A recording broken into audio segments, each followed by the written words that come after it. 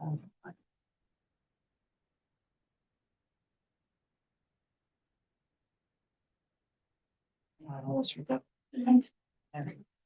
we are live on YouTube.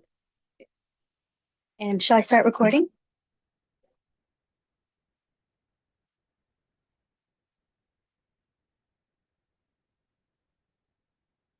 Good evening and welcome.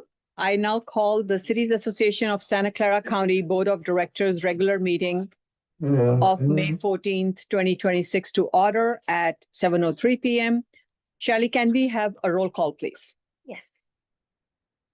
Ann Bybee? Present. Liang Chow? Present. Kelly Ramirez?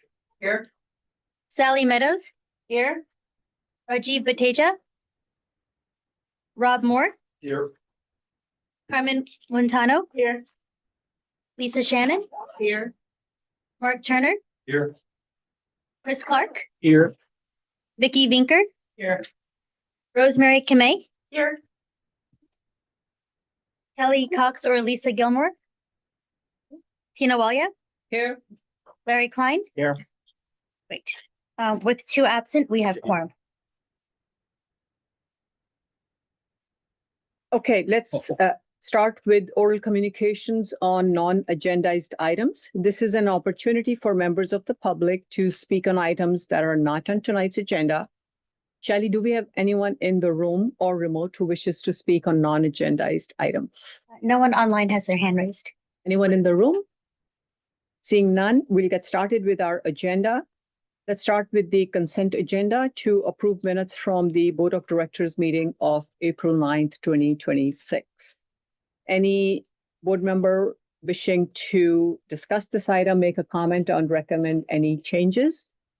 Seeing none, any member of the public in the room or online? No one online has their hand raised. Okay, motion to approve the meeting minutes as presented. So moved. Moved by Turner, second. Second. Second by Vinker. There is no board member online, right, Shelley? Correct. Okay, so I'll just quickly call for a vote to approve the minutes as presented. All in favor? Aye. Any opposed? Any abstentions? None. Meeting minutes are approved unanimously. Let's move on to item number 2, which is the president's update. And I have a few announcements today. So it'll take a couple of minutes. The first one is, as the board knows, the executive director, Shali Surkay, recently informed the board of her decision not to renew her contract with the Cities Association for the upcoming fiscal year, starting July 1. So tonight is her final board meeting, although she will continue supporting the June event as well as the May executive committee meeting. Shali, thank you so much for your service to the Cities Association of Santa Clara County.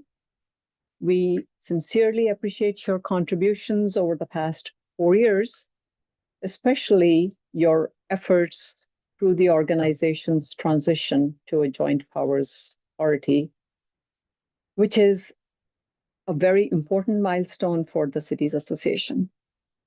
It has truly been a pleasure working with you during this period. And as you begin your next chapter to pursue more exciting and new opportunities, you do so with our heartfelt appreciation and best wishes for continued success and happiness. Don't be a stranger. Do stay in touch with the Cities Association folks. And with that, on behalf of the board, I'd now like to present you with a plaque as a small token of our gratitude and appreciation. Oh, how did you get that made? Yeah.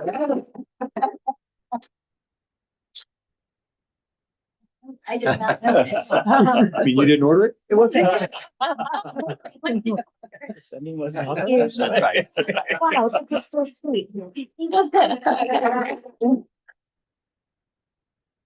It's truly been an honor to work for this organization. And this was not a decision I made lightly. And it's still it's one of the best organizations I've worked for, and I believe in the mission and the value of this organization. So thank you very much. I am a little bit, I have no words right now. Yeah, sorry. Thank you. Thank you. Photo.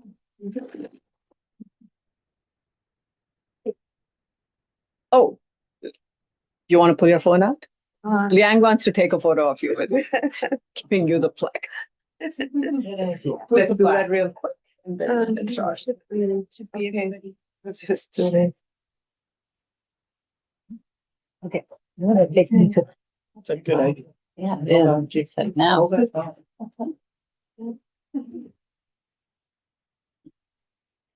Awesome. Thank you so much.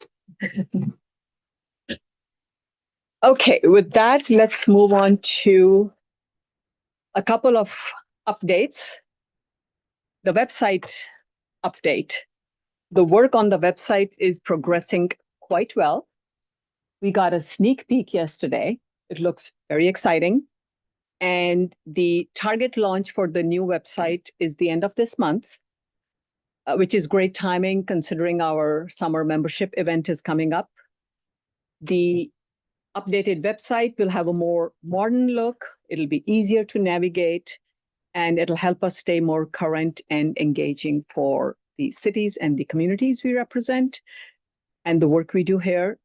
Small request, if you have any photographs from the last couple of years or so from Cities Association, please email them to me, or may I offer Larry or Shally?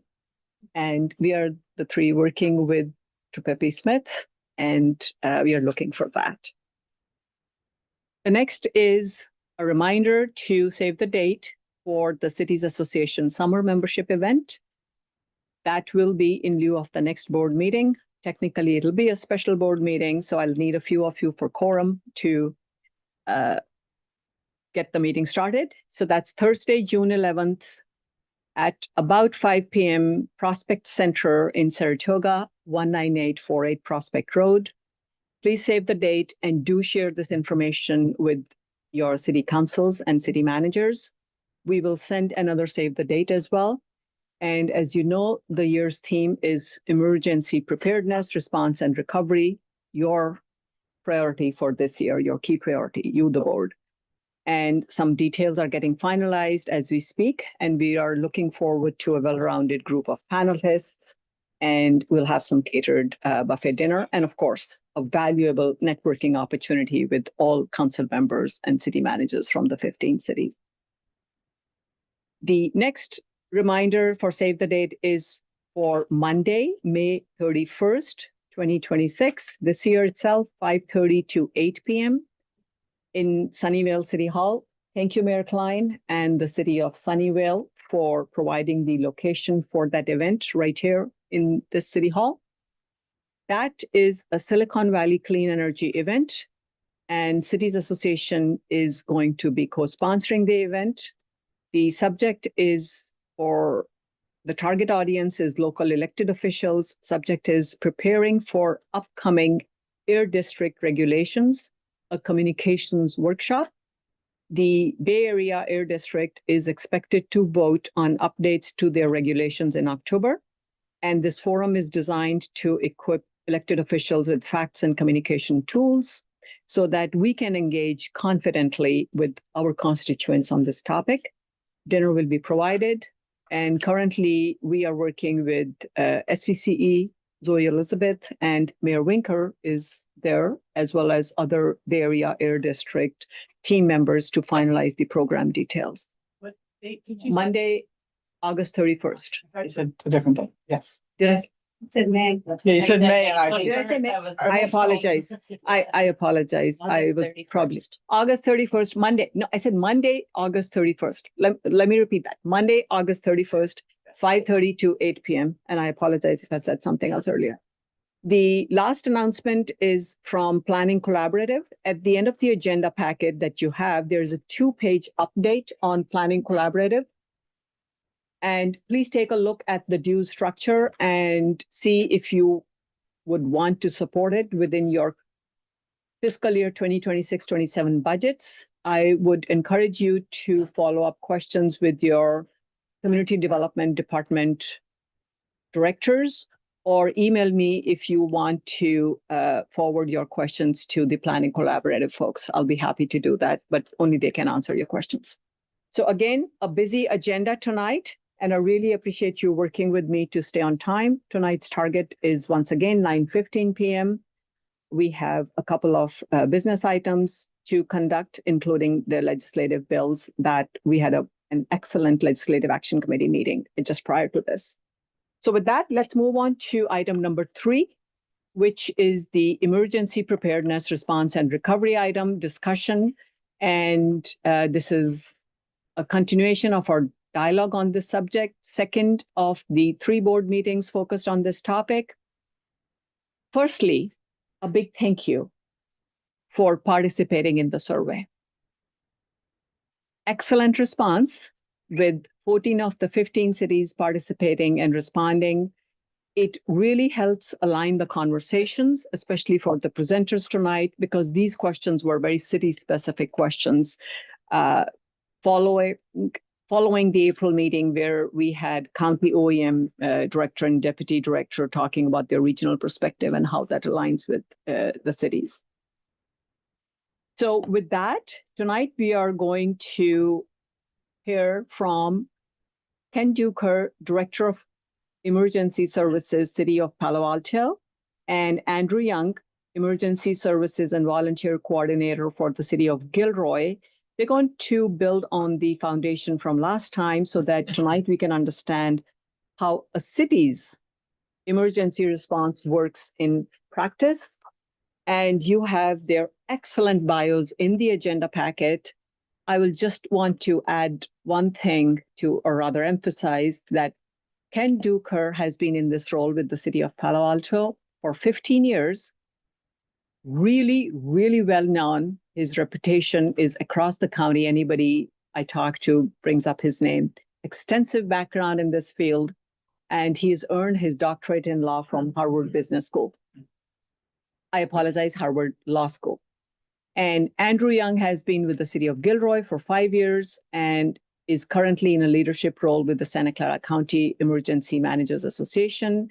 He's their president of that association, and he's helping to advance not only the City of Gilroy's preparedness, but also a regional collaboration across our county. So I would like to welcome the 2 of them here. And for us, the format remains the same. 2 guest speakers, about 15 minutes, 20 minutes for QA from board members, public comments, maximum 10 minutes, and then we'll go back to the board comments and discussion. And with that, I'll hand it to our guest speakers tonight. Thank you so much for coming. Thank you, Honorable Committee. I'm OAS Chief Duker with the City of Palo Alto. It's an honor to be here again this evening. I'll let Andrew introduce himself, and then we're going to kick off our brief slides to give more time for an interactive dialogue and maybe a bonus scenario. So, Andrew. Well, good evening, and thank you for allowing us to continue the conversation here, to build upon the emergency management conversations that you had last month. Again, my name is Andrew Young with the City of Gilroy, Office of Emergency Management, and so what I want you to understand that emergency management is not just response. It's very wholesome in nature. There's a lot of things that go on in the background, from coordination to collaboration. There's a lot of shared partnerships. And in that, there's preparedness, there's training, there's mitigation, there's public outreach, a whole lot of things going on to ensure everything works when something does happen. Go ahead and advance to the next slide. So we're going to kind of tag team this as smoothly as we can. So, like politics, all emergencies or disasters are local, and there's a kind of mindfulness about how we approach this. So, a priori, before you even get into this, everybody has their hot list of things that go bump in the night, right? We all earthquakes, the usual things. But more people die and more property is damaged or destroyed and more economic value is lost through accidents and technological issues and things that don't make a good Hollywood movie. So a challenge for you as elected officials and community leaders is to think strategically and think where the non-obvious threats to your community might be. So that requires, first of all, a good comprehensive understanding of the threats that face not only your community, but the surrounding area. You have your legal obligations, of course.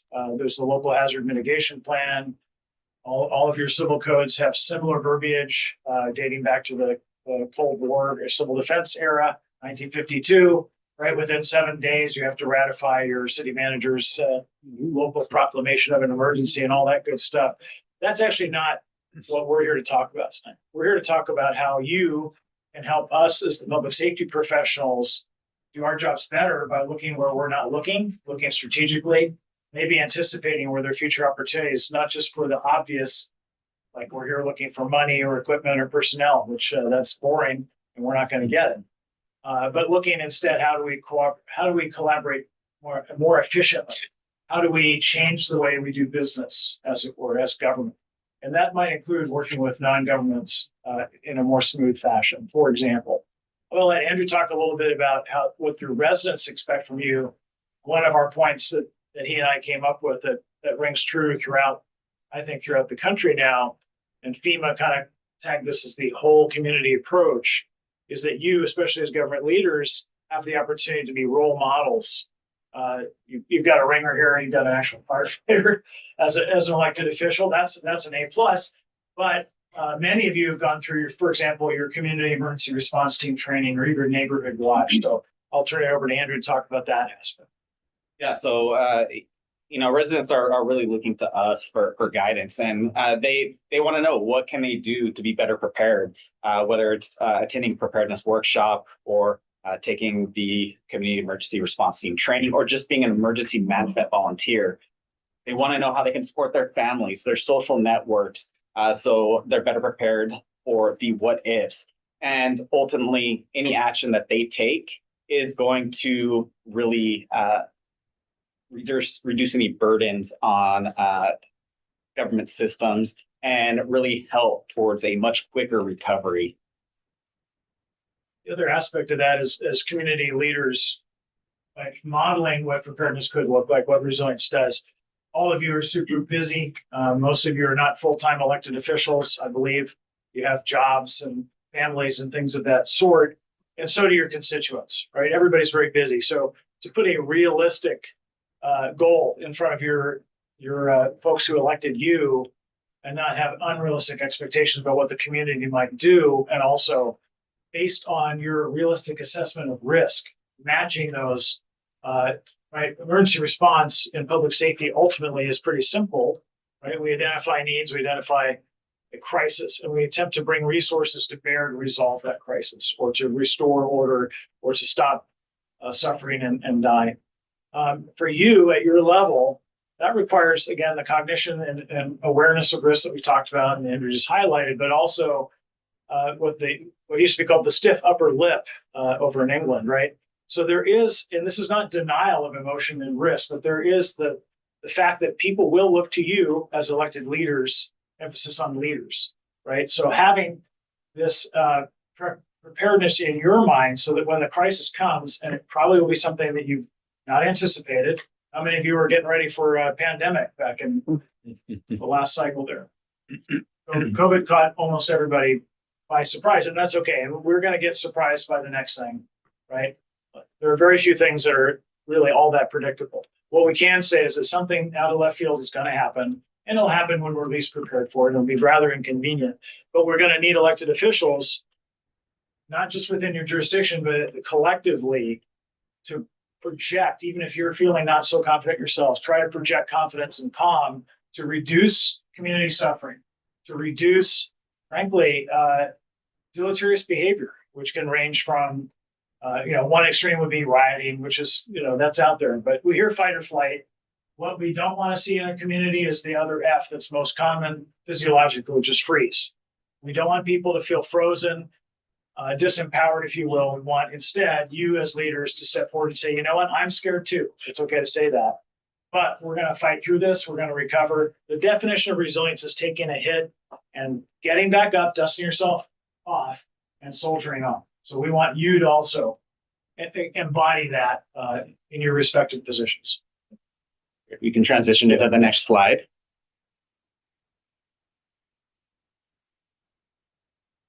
My computer's frozen. The next slide, we're going to talk about diverse community needs. And so every community looks very much different, and there's no one size fits all emergency management program. You can't look at one city and say, hey, what they're doing there is great. It's going to work here. There are very different realities for each jurisdiction, and you have to tailor the needs to your diverse and unique community to ensure that you have no unmet needs and you're breaking those barriers. That being said, some other things to think about are the distinct differences between communities. You have the more urbanized communities with expansive infrastructure systems and interconnected dependencies, and aging infrastructure and denser populations. And then you have the rural communities that are more prone to maybe wildfire, maybe evacuation issues, less resources readily available to them. And then on top of that, your community makeup, those with access and functional needs. You have to think about those with limited English proficiency. How do we connect with them? Can we connect through our elected officials? Can we connect through other emergency management stakeholders, community-based or faith-based organizations? Those are things that we're thinking about and that you should think about as well. Yeah, we can go on to the next slide. We're trying to minimize the death by PowerPoint. This is just a pictograph that I think might help codify a little bit some of the all hazards that we might plan for and that we should. This is obviously not the entire universe. One of the favorite things I always like to call out is you guys can Google.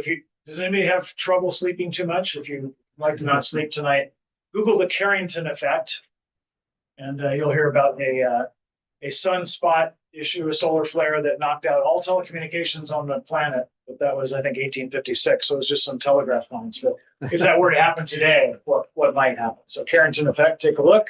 You won't sleep well for weeks, I guarantee it. But it's helpful to look at this, right? So in general, we classify hazards and risk in three categories. Natural disasters, I mentioned accidental and technological, which is often overlooked, and that's the one we shouldn't.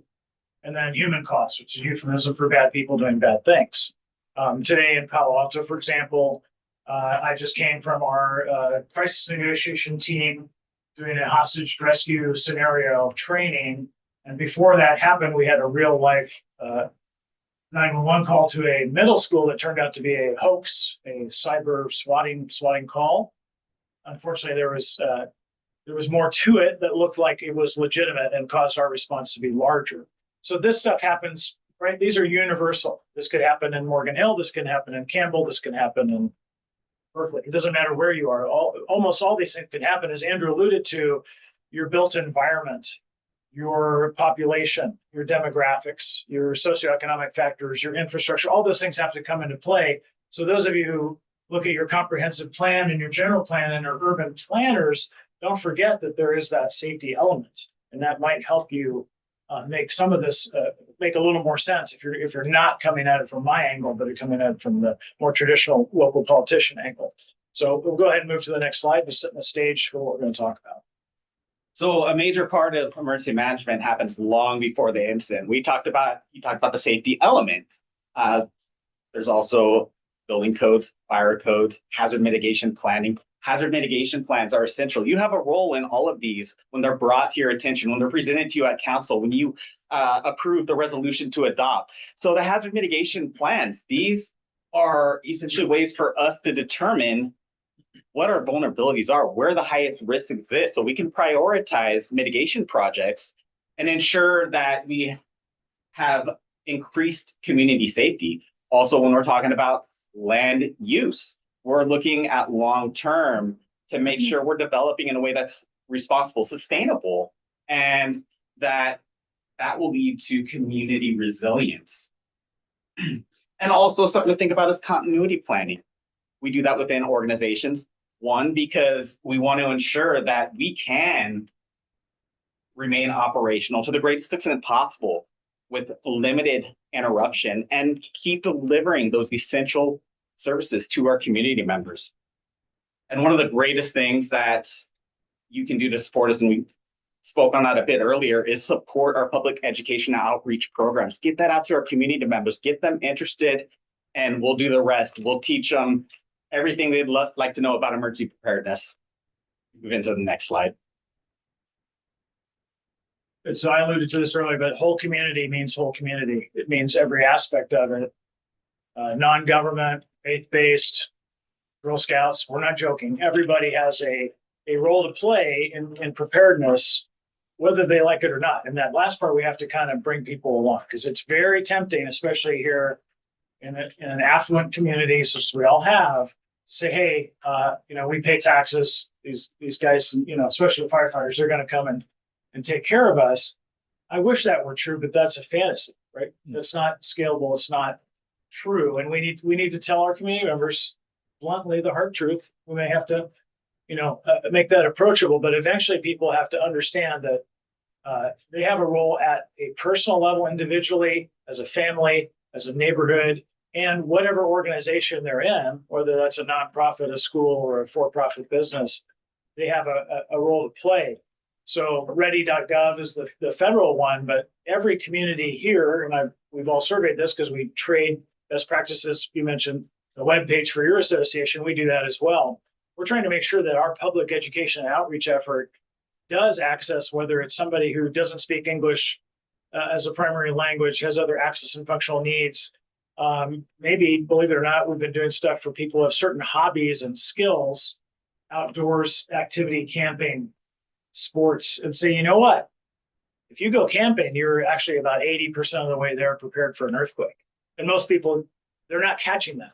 By the way, if you're into renewable energy and you put solar on your home, if you could just add some storage, some battery systems, you complete the equation of resilience because now you're right off grid. And so looking at where we see these points of intersection and leverage, if you will, synergy, I don't like the term, but I'm going to use it because it's apropos. That's what we're trying to do to get people to say, hey, you know what, you're already doing things that are getting you there. If it's back to school season in 2 months, your kids outgrown the backpack, keep the backpack and use that as a go kit by your door. There's your emergency bag at basically, you already paid for most of the cost. Little things that can yield big results. Those are the messages that we actually want you as elected officials to help us promulgate. And maybe you could come up with creative ways to talk to your constituents, or even frankly, your friends or social groups that don't have much to do with your elected office. We still need you. Everybody's in this together. Very good. So the list you see here plays into the next slide. We can continue, but these are some of our whole community partners, our stakeholders within the community. Once we get to the next slide, we'll be talking about emergency management coordination. And with that, no single jurisdiction manages it alone. Yes, emergencies begin locally and end locally. That means even though me and Gilroy, I've received help from the county, from the state, maybe other partners at the federal level, in the end, it's going to be us and us alone following up on the cost recovery efforts and everything else. So just know that there's help along the way. But what we want you to know is there is a great deal of emergency operations center coordination. We work well with our county partners. For instance, like they discussed at the last meeting, if they just have one jurisdiction ask for assistance, they may send a liaison or they may activate the EOC. If there's two jurisdictions asking for assistance, they're going to activate their emergency operations center EOC per the standardized emergency management system.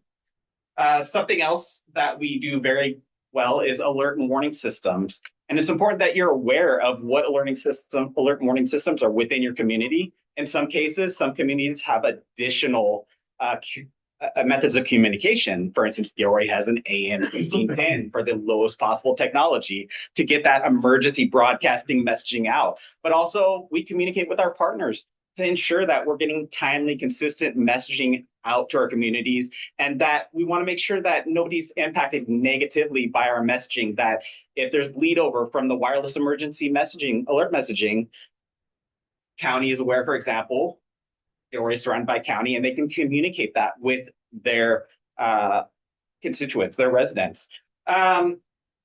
Relationships matter. in emergency management. And at the core of emergency management is about building trusted partnerships and coordinating effectively and strengthening communities and ensuring, again, we're back to safety and resilience of communities. And one thing that we do well that it's good for you to be aware of is we have practitioner networks that provide support. For example, it was mentioned, I serve as president of the Emergency Managers Association for the county. And what we're really big on is networking and making sure we have all those relationships long before something happens. So we can identify planning partners moving forward. Also, build upon lessons learned, incorporate best practices into our planning efforts. And I'll go ahead and let you speak on. Sure. Yeah, related to that, I chair a group called the Silicon Valley Homeland Security Coordination Group, which brings together, for example, National Guard, other federal players. Andrew mentioned recovery. That's another little pet peeve of ours. Everybody focuses on the thing that goes boom. And, usually the first responders, we do a pretty good job handling that. And the challenge, especially for you in the elected official realm and the political fallout realm, is the recovery, right? You can win the battle, lose the war if you botch your recovery. That might include cost recovery. That might include just, poor shelter management or some other thing that gives you a black eye unwittingly. And so having cognition of that and making sure that we are really plugged in, for example, with public health systems, big one for us. And you might say that's kind of funny because I have a badge and a gun, but we do an awful lot in post-trauma management. And Mayor Venture knows this because her husband's involved in it too. Victim services, it's a fail if we can, mitigate a tactical situation and then we leave the victims to be re-traumatized or further traumatized. So we have to be aware of these second and third order consequences of an event.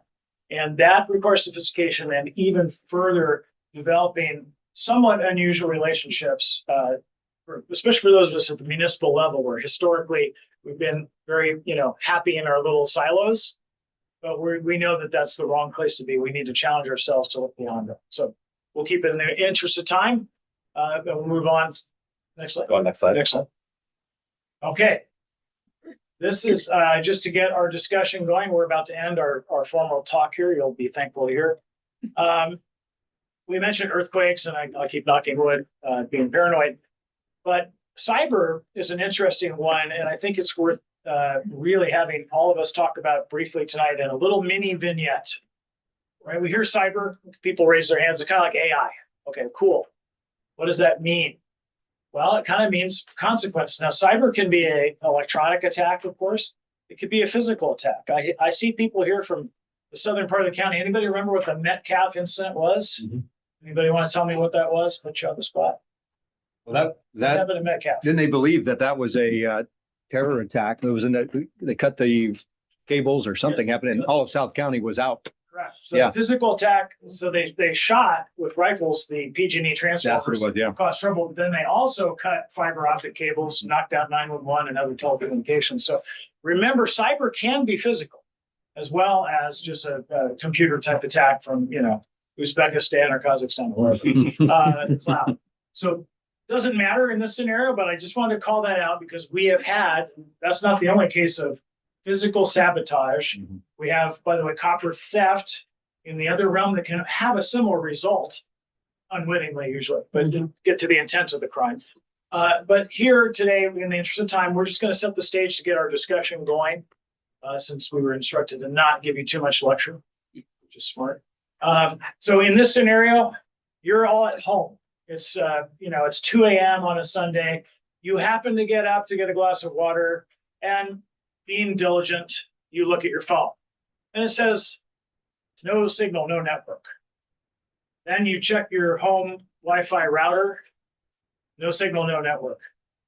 And then within a minute of that happening, the power goes out of your house. I've set the stage. So the questionnaire, by the way, was meant to also help generate discussion, not to criticize, not to give any bias. It's just meant to start everybody talking. Most jurisdictions actually have most of the key elements already done. We're not here to say that you don't have this. We're here to say for you, especially members of this group who could promulgate best practices to your peers, how would you think about this scenario? So we think about this as essential elements of information, EEIs. We love acronyms. Without acronyms in our business, we would be SOL. That's good. PG-13. So we need acronyms. So essential elements of information. One of those is driven by, well, what exactly is your role, right? As the mayor, as a council member, elected official versus staff versus the city manager. So one question that I'm going to just lay out bluntly is, how important is it in this scenario for you to communicate with the city manager versus your kids, your loved ones, right? You can't forget that you're a human too, and maybe your first order of business in this scenario, and it is realistic to acknowledge that. We tell our first responders, hey, if you're at home, make sure your family is good to go, because if you go flying out of there and your family's not squared away, your head's not going to be in the game, you're not going to be safe. That doubly applies for you. But I'm going to ask that question, and Andrew and I are then just going to poke you with a few questions, then we'll move on to the formal Q&A. But what's going through your mind when this happens? 2 a.m., your phone's out, your internet's out, your power just went out. What are your thoughts? This isn't good. That's good. And maybe, and I don't want to spoon feed you, but one question I would have is like, is this just my house? And how do I know? My block. How big, Right. yeah, Yeah. how big, how bad? So Andrew, you mentioned, what's this funny thing you talked about? AM what? AM radio? We realize this. We have no way to communicate with anybody. We have AM Radio 16. Something we also have is our amateur radio operators. We have a radio network throughout our community, and we can use that to our advantage to get information out. We have redundancies in systems, so we can continue to communicate somehow, some way. And so this is something that you may not think about all the time, but you should think about, because it could happen. These types of incidents are happening more frequently.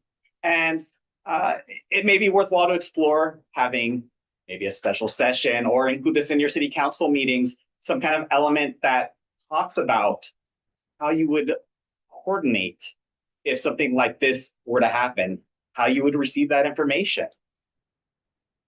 Another human factor. Clinically addicted, aren't we? Mhm. Right? I know I am. I've got a 4-year-old daughter at home. I would freak out, right? Let's be realistic.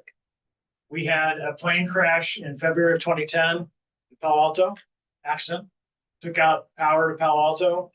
And fun fact, cell sites have a limited battery. Some have almost no battery, right?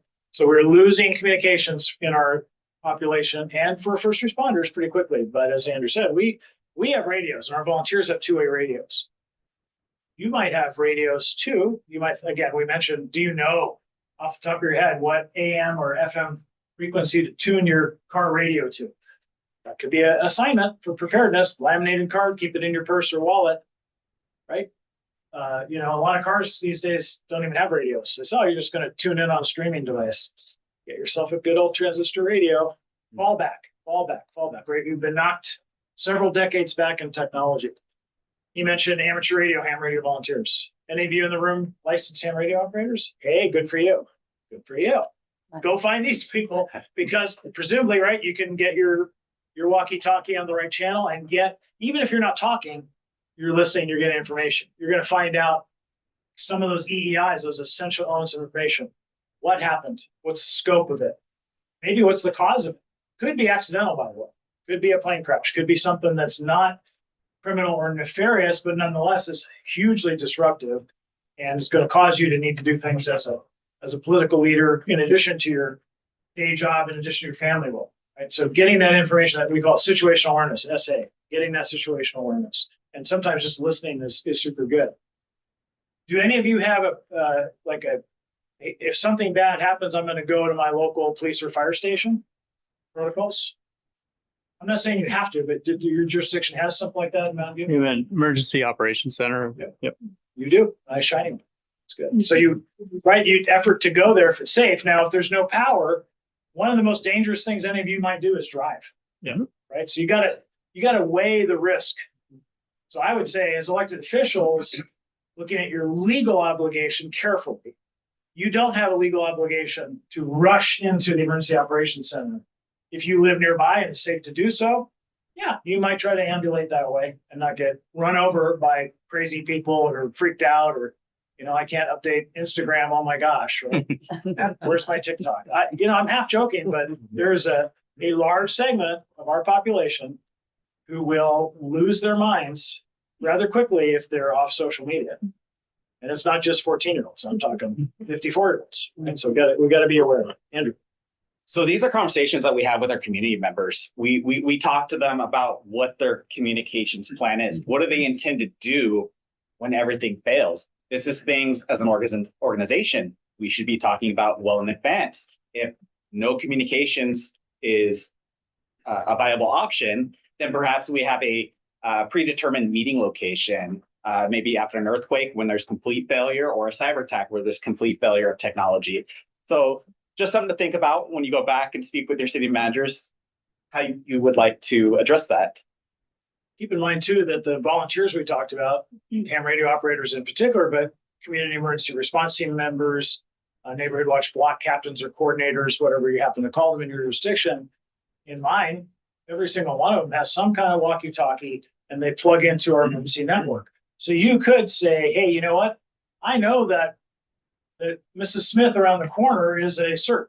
And if she's there, I'm going to knock on her door and say, hey, hi, I'm Larry Klein. I'm the mayor of Sunnyvale. Do you mind if I try to talk to on this net? And she might or might not say yes, but hopefully you met her before Larry and she's good. 2 in the morning. That's right. That community building is a good thing. And of course she would, right? Because one of the missions of all of our volunteers is to, continuity of government, COG. We want to get the government up and running as best we can. And all joking aside, you're an elected official, you do have a role, and you probably need to talk to your city manager and a few other folks and find out what's going on and the key decisions that need to be made, in addition to your ministerial capacity, which can wait, right? So that's a big deal. So communications, every after action report, by the way, without fail, as it were, is a ding on communications. And it's usually less these days about pure technology and more about organizational structure and theory. Well, we had all these assumptions about who's going to talk to whom, and we're all going to get on Teams or Zoom and talking to this owl. And that's like, oops, that was thrown into a cocktail because the plane crash, or the copper thief just happened to cut that one copper line and that knocked out all of South County, right? It could have been a non-nefarious thing, but nonetheless, the consequences are huge. And it can mean, unfortunately, that people are going to be at risk, great risk, if they can't call 911, if we can't route ambulances and so forth, right? There's usually an immediate public safety consequence to taking away our 911 system, period, because our people who are at risk or suffering a medical emergency or whatnot are now disconnected. And our volunteers, by the way, in that mode, all of them are instructed, hey, go check on the elderly, the at-risk people, the people who might be medically dependent, especially for power devices, right? The power's out. That's a big challenge. And it might be, forget being the mayor, forget being a council member, you're going to be a good neighbor and try to help the elderly person across the street. And that might be the highest value thing you do at that moment, right? Not trying to communicate with your city manager, for example. And we're almost done with our formal talk. So I think it's incredibly important that we really look into how we can coexist and communicate these issues in a viable forum that will create plans, guidance. There's cities that have elected officials guidance, elected officials roles in emergency management. Gilroy is one of those. And of course, with our newly established districts, we're going to have to provide some additional guidance and work with our council through training so we can be refreshed on that and how to best provide that conduit of communication from our council members, their districts, and into the EOC and back to them. I'll add one final thing. I'll let you close it out, Andrew. But you are used to being quite literally deliberative body mode, right? You're getting information, you're duly considering it, you're taking things off consent, all those good things that you all do, and that's valid. It's completely anathema to crisis response and making decisions with incomplete information. And taking very large risks, right? But no decision or delayed decision is worse than a bad decision that's made in good intent. So I would just encourage you to think about, as a deliberative body, as a council, to also make sure that you do empower your staff to do what needs to be done, and don't understand why you come at it from your angle, that we need to be able to move with due speed and haste sometimes, not negligent, but haste, because time is of the essence. So I do throw that out there after some years of experience doing this. I'll let you wrap All us right, up. and then to the next slide. So just to kind of reiterate, preparedness is a long-term investment. We really need to put as much energy as we can into it with our communities to ensure that they have what they need prior to a disaster. And it's through these whole community partnerships, our relationships with our neighboring jurisdictions and the county and the state and other partners, that we're able to have the wins that we do, create the plans that are consistently aligned via the frameworks that, again, they have unique differences, because, again, we want to meet the needs of our community, but with that standardization, it's what makes our partnerships seamless. So again, emergency management succeeds because of those partnerships. And I do want to, at this time, turn it back to you. We can open up to discussion. Thank you so much. Very, very That was informative. helpful. Extremely, extremely helpful. Let me just quickly open for public comment, and I'm going to cut that a little bit and then come back to questions, because then we can go questions and discussion. Steve. I had a question, but I'd rather wait till the association members ask their question. Okay, thank you. I appreciate it. Questions, board members. Let's start this side, then I'll go that way. Any questions? Great presentation. Yeah. Questions this side? Rosemary. Thank you so much for your presentation. Obviously, communication is key. And I know that in my area, I'm from San Jose, and in my area, we're trying to get more, residents certified and be much more involved. So we're having a whole thing about the radios and communication. How does an EOC sort of communicate with community members?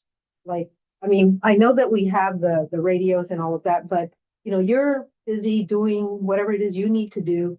But how does that information get to the local areas? Yeah, there are a number of multiple correct answers to that. And the answer, unfortunately, is it depends. And you've got Ray Reardon there in San Jose, who's an excellent emergency manager. And he's come from smaller jurisdictions, San Ramon before that, where they had fewer challenges because fewer people. In a large city such as San Jose, that has to be broken up into geographic divisions. Even in Palo Alto, we do that as well. I'll let Andrew talk about how he's doing in Gilroy, but generally, right, you don't want to have 1,000 whatever units, ham radio operators, people trying to talk to a single node, right? So span of control is the technical term, but it's more about what's the functional load that you can handle. And that includes, by the way, how many people can realistically talk on a given radio net or network channel, especially analog two-way voice, right? It's pretty primitive. Now we do have some digital communications modes. There's some resilient Wi-Fi that various jurisdictions are looking at to move ourselves up. But the more we do that, the more we put ourselves at risk of failure. So we do fall back to more primitive means. And that can include, by the way, we write stuff down on a piece of paper, we hand it to a person on a bicycle, and they run it to the local fire station or whatever, right? The primitive is good if you don't, right? If you can suffer kind of the efficiency trade-off with resilience versus, how much data throughput can you get, right? So long way of saying, what we do in Palo Alto is we have nodes. So every neighborhood, and the Palo Alto Neighborhood Association, they define what the neighborhood is comprised of blocks. The blocks have a block preparedness coordinator, you might call it a block captain. And that person is the initial input for after an earthquake or a flood, whatever it is, doing damage assessment, situation status reporting. That moves up to the neighborhood level. They sort it out. And by the way, they dispatch their own CERT members so that we try to have them handle as much as possible at the lowest possible level. That's a best practice. What percolates up to our emergency operations center is where they have unmet needs, right? They have situations that are potentially dangerous that they won't be able to control without additional resources. So houses on fire, chemical spill, whatever it is, it's beyond the scope of a CERT team or even a non-specialized public safety team. And then through that, so we call that a division operations center. That's where that goes. And then that moves through a liaison function in our situation status, resource status unit to our emergency operations center. A little bit wonky, but that's how it has to be for the incident command system to really manage that data. We are using VOCI, VEOCI. You might have heard of that. There are some other software means that I won't nerd out too much about, but the basic blocking and tackling is you've got people on, at the neighborhood level handling as much as they can at the block and neighborhood level. And communication is two-way. We're also telling them status that we might not be telling in an unfiltered way to the general public yet. We might say, hey, sorry, Stanford Hospital's closed. You're going to need to triage your medical casualties at the local community center, whatever it might be. So it's a two-way flow of information. Andrew, you want to chime in? Yeah, that was a lot of great information, and really, I don't know how much more I can build upon it, but there are processes, right, where we have the public information function, and past that at a greater capacity, we have the joint information systems, which is a bunch of public information officers communicating, making sure messaging is consistent, accurate, and timely throughout the region. Now, when you're thinking on, well, we don't have these opportunities available to us because communication failure, community emergency response team members and amateur radio emergency services operators are amazing to be able to get that information out there. And of course, all that information is being vetted through us before it goes out. It may be very scripted to give community members exactly the information that they need, but also there's an expectation that there's going to be, like he said, that two-way communication. So as they're communicating to these communication posts out there in the field, we're getting that information back into the emergency operations center and turning that into actionable data whenever we can, and making sure that we keep the conversation going and people informed. Thank you. Thanks. Other questions? Yeah, I have one. Oh, sorry. Okay, Oh. Mayor Mendo? Okay, thank you. So my example may be specific to Los Altos, but I suspect it's a phenomenon. So my husband is a ham radio operator, and I happen to know the crew pretty well. And not to be disparaging, but they're all up there in years.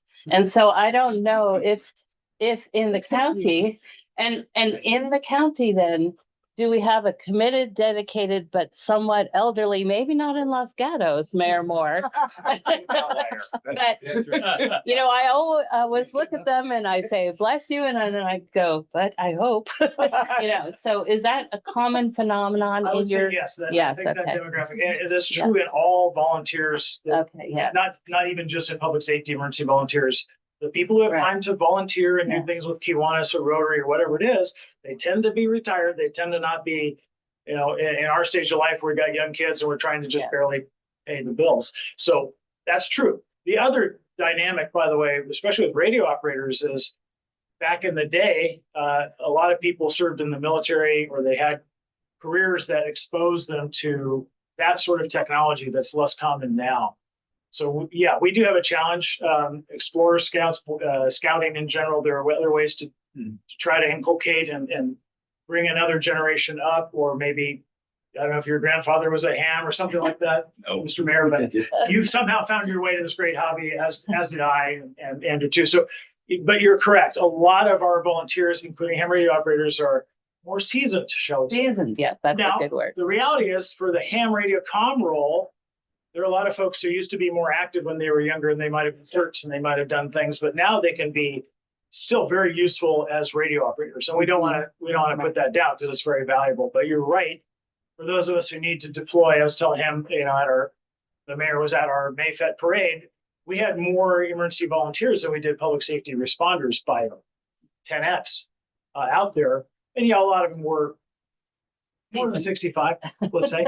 But they're out there doing their thing and they were valuable eyes and ears for us. That might change though, if that were post-earthquake or something really physically challenging, we wouldn't have that big cohort realistically. So the encouragement for you, I'm going to throw that back, is let's see if we can encourage younger volunteers to be ham radio operators and other community emergency response team members. Thanks. Mayor Moore?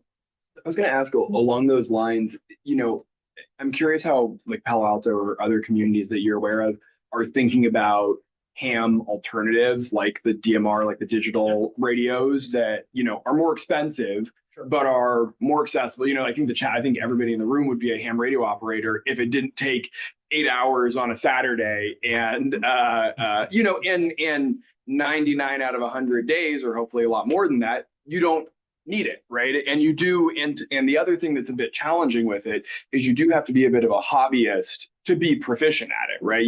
They're perishable skills. And even all of our certs in Los Gatos have GMRS radios, which are great. But there's still, I think it's a $95 cost to become a GMRS operator. And then you got to buy the radio. So there's barriers to entry. Have you all thought about, how to decrease some of those? Yeah, we both have solutions. I'll let Andrew go real quick, but so we're doing a lot of pure digital stuff now because it's both the barrier to entry and kind of the oh gosh, I don't really want to talk on a walkie-talkie. I'd rather type in my app. So we do encourage that. So we're experimenting with the ARDEN, Amateur Radio Disaster Emergency Network digital platform, which is essentially you need a ham radio license to operate a kind of Wi-Fi up a couple of levels in power with miles and miles of range. So we are doing that in Palo Alto, and so are some other jurisdictions throughout the Bay Area. But yeah, DMR is digital mobile radio. Sure. But yes, you're right. Some people are put off by the cost of the equipment or the license or the fact that you got to sit for a ham cram. It was worse. Some years ago, you had to do Morse code, right? So it could be worse, it could be better. I think, there's a barrier to entry to becoming a cert. There's a barrier to entry to getting, your CPR certification. I think people who are motivated are going to do that. In some communities, right, a $95 fee for a GMRS license is a headache. We've kind of said, well, in some cases, we're going to put you on an FRS channel, which is free. So there are ways to navigate that. We won't get too nerdy here, but Andrew, you want to chime in? Yeah, certainly. For us, we maintain a cache of just FRS radios, but of course, there's limitations to those we can give to our certs, certainly, but they can only transmit and receive from so far of a distance. Now, with that, we've developed maps in South County to be able to support radio communications at the GMRS level as well as the FRS level to try to close those gaps. We have seen a substantial interest, and almost, I would say, a strong majority of those who go through our cert class end up getting their GMRS.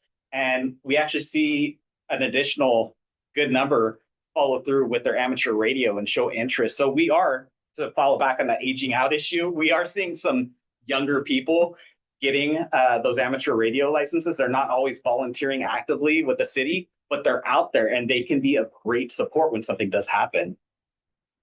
Thank you. Other questions? Vice Mayor? So, I went through the cert volunteer. I was mayor last year and got a whole bunch of people try to sign up, fill up the class, and then also a few of us went through this 1-day cram class for the ham radio. Passed it, but then I don't think I know how to operate it yet. Yes. Yeah. So I think the Mayor Kitty Moore also went through that. So we both, we are all learning about that. But my question is, we have an annual drill coming up in 2 weeks on May 30th. I think usually they don't involve even elected officials. But now I'm wondering, maybe we should be involved on the drill. What do I do when there is an emergency, right? So what do you suggest? Have you done a drill exercise that involve elected officials and even maybe commissioners, especially public safety commissioners? So we certainly have. In fact, our mayor a few cycles ago woman named Lydia Koo, who, before she even got interested in politics, was one of our CERT team leaders. And so it kind of went backwards. She became an elected official and maintained her interest in CERT. And she helped us develop some community exercises. And she, as an elected official, in her role as an elected official, separate from CERT, right? You can't conflate those two. Came in and she realized, well, there's actually not very much for her to do as an elected official other than observe and try to promulgate. I think to Rob's point, like get the word out that, hey, there are cool things you could do. There's certainly barriers, like you got your license and you don't know how to program your radio and get all that done. That's valid. That's where some of the more seasoned operators should be getting with you and saying, hey, here's how to type the channels into your keypad and memorize it and make you a laminated card that says how you're going to use this thing realistically. So yes, I think it's up to each community to decide. I would say from our posture, wherever possible, we invite everybody, right? The elected officials, members of a faith-based community, nonprofits, for-profits. We can have people who are role players. They don't have to be the mayor or the vice mayor, right? They could just be there as a victim and they get carried around and they get to see, oh my gosh, this is what it's like to be in the middle of a mass violence scenario or a post-explosion scenario. So there's value to that, even if you're not actually wearing your official elected official hat. So, Andrew, I think just to build upon that is even with my own lead volunteers, instructors that assist with our CERT program, they find it incredibly valuable when attention is on them, when they see that our elected officials are recognizing their efforts and actually want to be part of the process, observe the process, and have that interest in training. So I think any presence that you can have would be incredibly helpful to growing your volunteer organization. Thank you. I think the main thing is for elected official, in case of emergency, we need to learn where to get the correct information, especially when there might be rumors going around, right? So those are what we need to know. We can bring that into discussion. Let me open for public comment at this point. And I know Steve had a comment or a question for us to ponder over. Yeah, my question, Andrew, is really for you. Your title is Emergency Services and Volunteer Coordinator. Could you elaborate on what the volunteer coordinator piece is? It sounds like that could be a whole lot depending on, when you're asked to serve in that role. From the volunteer coordinating perspective, it is overarching citywide volunteer efforts, right? It could be cleanup, recreation, police department volunteers, but it's very high level from my perspective. They have coordinators within their divisions, departments, and I work with them closely, but I'm not inundated by workload. Now, when it comes to the emergency management volunteers, the amateur radio operators, the community emergency response team volunteers, that I am very much involved in. I am the program manager for that. And it's a lot of work sometimes, but it's incredibly meaningful. And I enjoy spending time, especially with my instructor group. They're a great group of people. Thank you. Thanks. Other public comments? Seeing none, I'll bring this back to the board. Shelley, do you have a minute? I just wanted to share some quick summary of the survey results. We will email you the presentation from tonight, the anonymized responses from all 14 cities, because I found some words which are very helpful. Just a minor tweak. It gives us all an idea of what other cities are doing. And here is just very quick summary for each one. 14 responses for almost all the questions. And overall, I think that's what Ken and Andrew also observed. I shared this with them last night, that all the board members here, council members, are pretty familiar with what we need to do and what's happening. And we were hitting key marks. I know Ken alluded to that also earlier. So, which is very reassuring. We are all doing the right things in our cities. One thing I observed, which was the question/comment I'm hearing from Vice Mayor Liang Chao of Cupertino, is within each city's jurisdiction, do we, Shelley, keep scrolling up. There are 2 or 3 pages of that, 6 or 7 questions. I really appreciate your patience in filling this survey. So, And so the question and comment from Liang was, does each city have all council members more specifically trained in sync with what happens? And that's what Ken also pointed out earlier. Does the EOC train all the council members? And that to me is the biggest question that I have also been thinking about. And a couple of you even commented on that in the survey. Other thoughts, comments? Or we have the experts, more questions maybe. I don't really think that it's that there's training for elected officials to be had, but I think there's certainly a level of confidence to invite elected officials into a drill so that you can see firsthand how the EOC operates and the various functions of the departments, logistics, procurement, keeping track of time cards and that kind of thing, so that me as an elected official, I have some assurance that, yeah, our city's prepared. We do, they all have a role in their respective areas. And it just provides a level of security and confidence in my mind that we are prepared. So, but I don't really think there's training involved for elected officials. Yeah, I appreciate that clarification from you specifically, that it's more us being aware, seeing what happens in an EOC. Vice Mayor, you're absolutely correct. So that when something happens, the residents, typically the elected officials, are the first point of contact. And when they reach out to us, the more familiarity we have, we can respond accordingly. And to Ken's point, that is how we can reassure the residents what is happening, while we have learned, I think, enough times, do not use your message.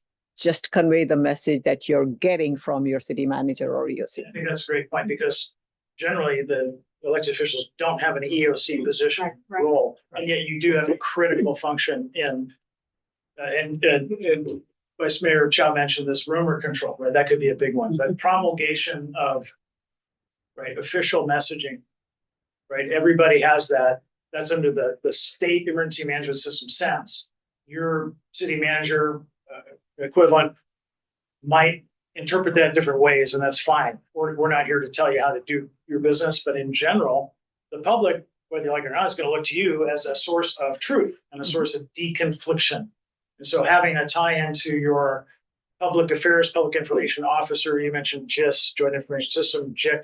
We also do that among each other, right? The unfortunate incident at the Gilroy Garlic Festival is a great example of disinformation, misinformation from the get-go, including those of us who arrived there quickly with Mobile Emergency Operations Center and other tactical teams. There was no truth until quite some hours in. And that's something that's uncomfortable for elected officials. Again, we're used to a deliberative, Socratic, linear environment generally.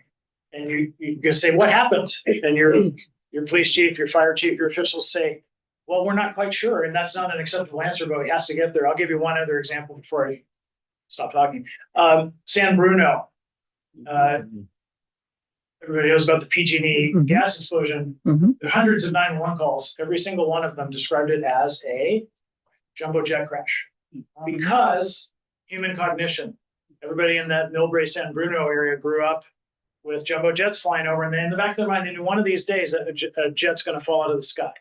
And they heard an explosion, they saw a ball of fire, and in good faith, they called and said, yeah, we got a jumbo jet crash. Hundreds of calls, right? My team responded up there in a mutual aid capacity, emergency management, and even though the truth has been out there, people kept insisting, no, plane went down. So that rumor control and deconfliction and mitigation, and frankly, calming anxiety in your community is going to be a huge function. It's not an EOC role. It's not a trainable thing. But you might see that your emergency management function, public safety function, might be training you. I know when you were a newly elected official, right? We did active shooter threat training for violence in the council chambers. It could be something that's orthogonal to the EOC, but very much related to crisis management and mitigation. So thanks for indulging me on that. Thank you. Go ahead. To just a couple of things. I think one thing that hasn't really been stated, but is perhaps just obvious is as elected officials, really, it's our tendency to get in and lead. But in this case, we don't.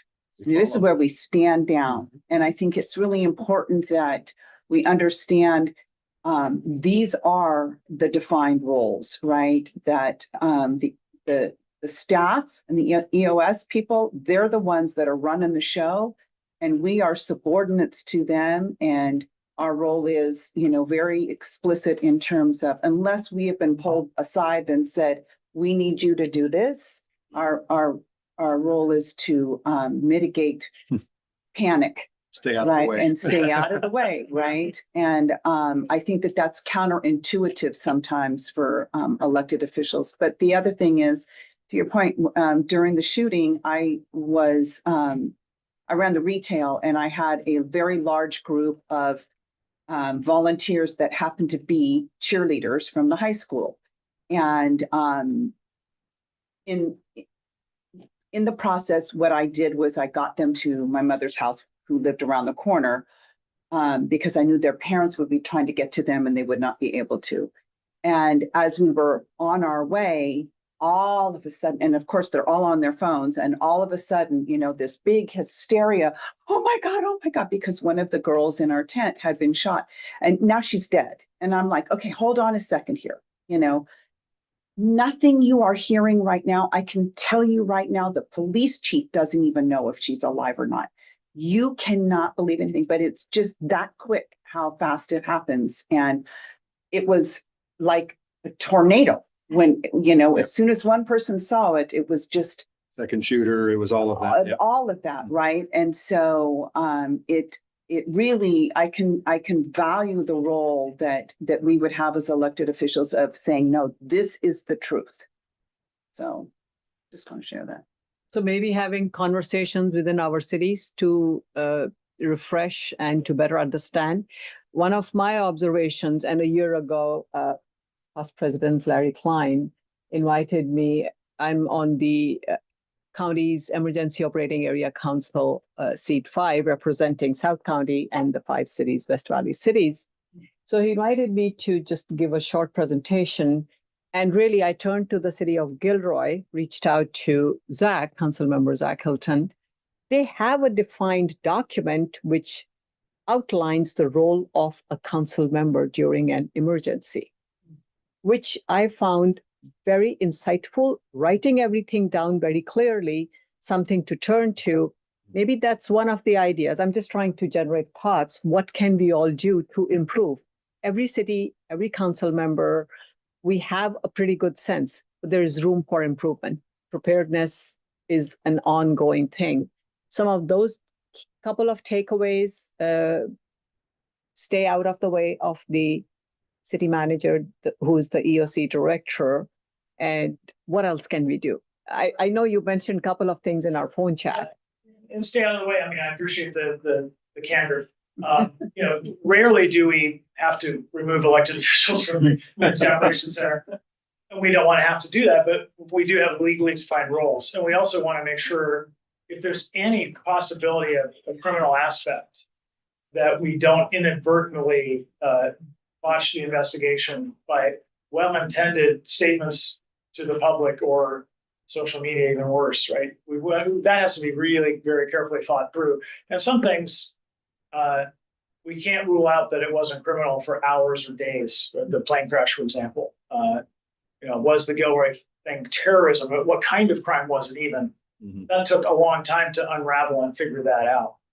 So circumspection and staying within one's lane, moreover than staying out of the way, because you're not in the way. If you're amplifying truth and you're amplifying messaging from your public information officer, whether that's directly the city manager or one of his or her delegates, fine. Pretty quickly, in almost all cases, we keep talking about that very few of these really major critical incidents are going to be constrained to your sole jurisdiction. You might say, well, what about a shooting at a school in the middle of my city? You are not going to only have your own first responders there. You'll have, we had a hoax to shoot up Palo Alto High School some years ago, and we had 3 different county law enforcement fire and EMS rescue from 2 counties because we're on the county line with San Mateo County. We had federal law enforcement in the form of the VA police instantly there, and we want all that. But that means that it's not necessarily a contained show, if you will. And so what we don't want is, right, our mayor calls her friend, who's blah, blah, blah. We might want you to do that eventually, but not in the beginning. We're going to follow kind of the chain of command and the protocol. And I'm bugging our mayor because she well knows this. But you might not know that. And so maybe there's room to develop some of those best practices. So thank you for that. My best practice is to do whatever Ken tells me to do. I have a question. So I Wonderful. know communication is paramount. What about the cell towers? If they go out, then how do we communicate?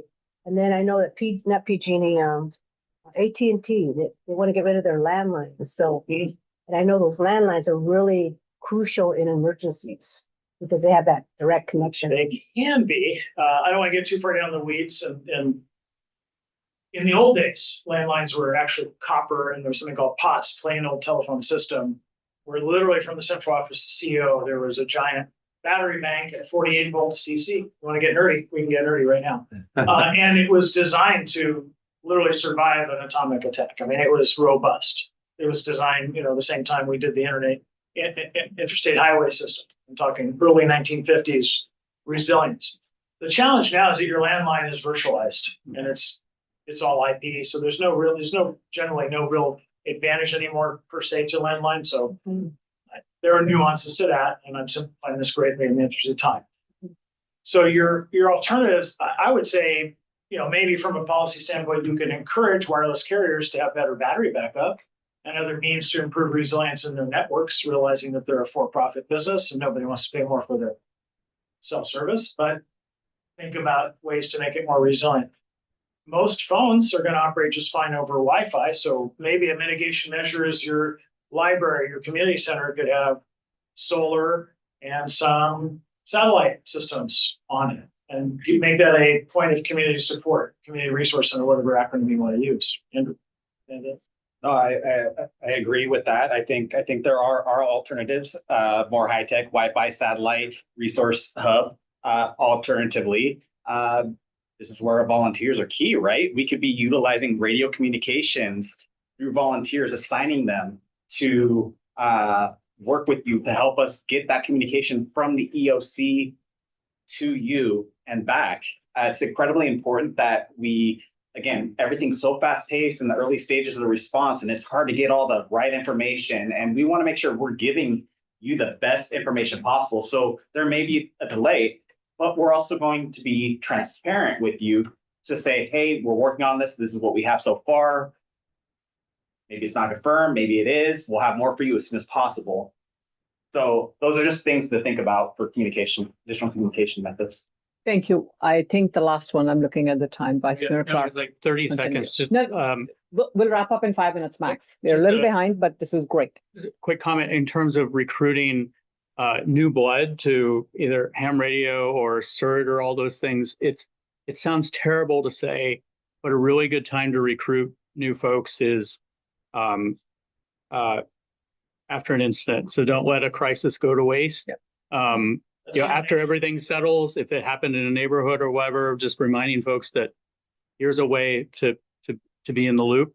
And then a really good time to get folks kind of in their probably middle years or younger is, we all know when folks have kids, they get pretty protective of their families and everything else. So if you have, like we have summer movie nights in the park, a 60-second announcement, there when you've got a whole bunch of parents with kids who are kind of in that mode of what can I do to protect and prepare my family for this?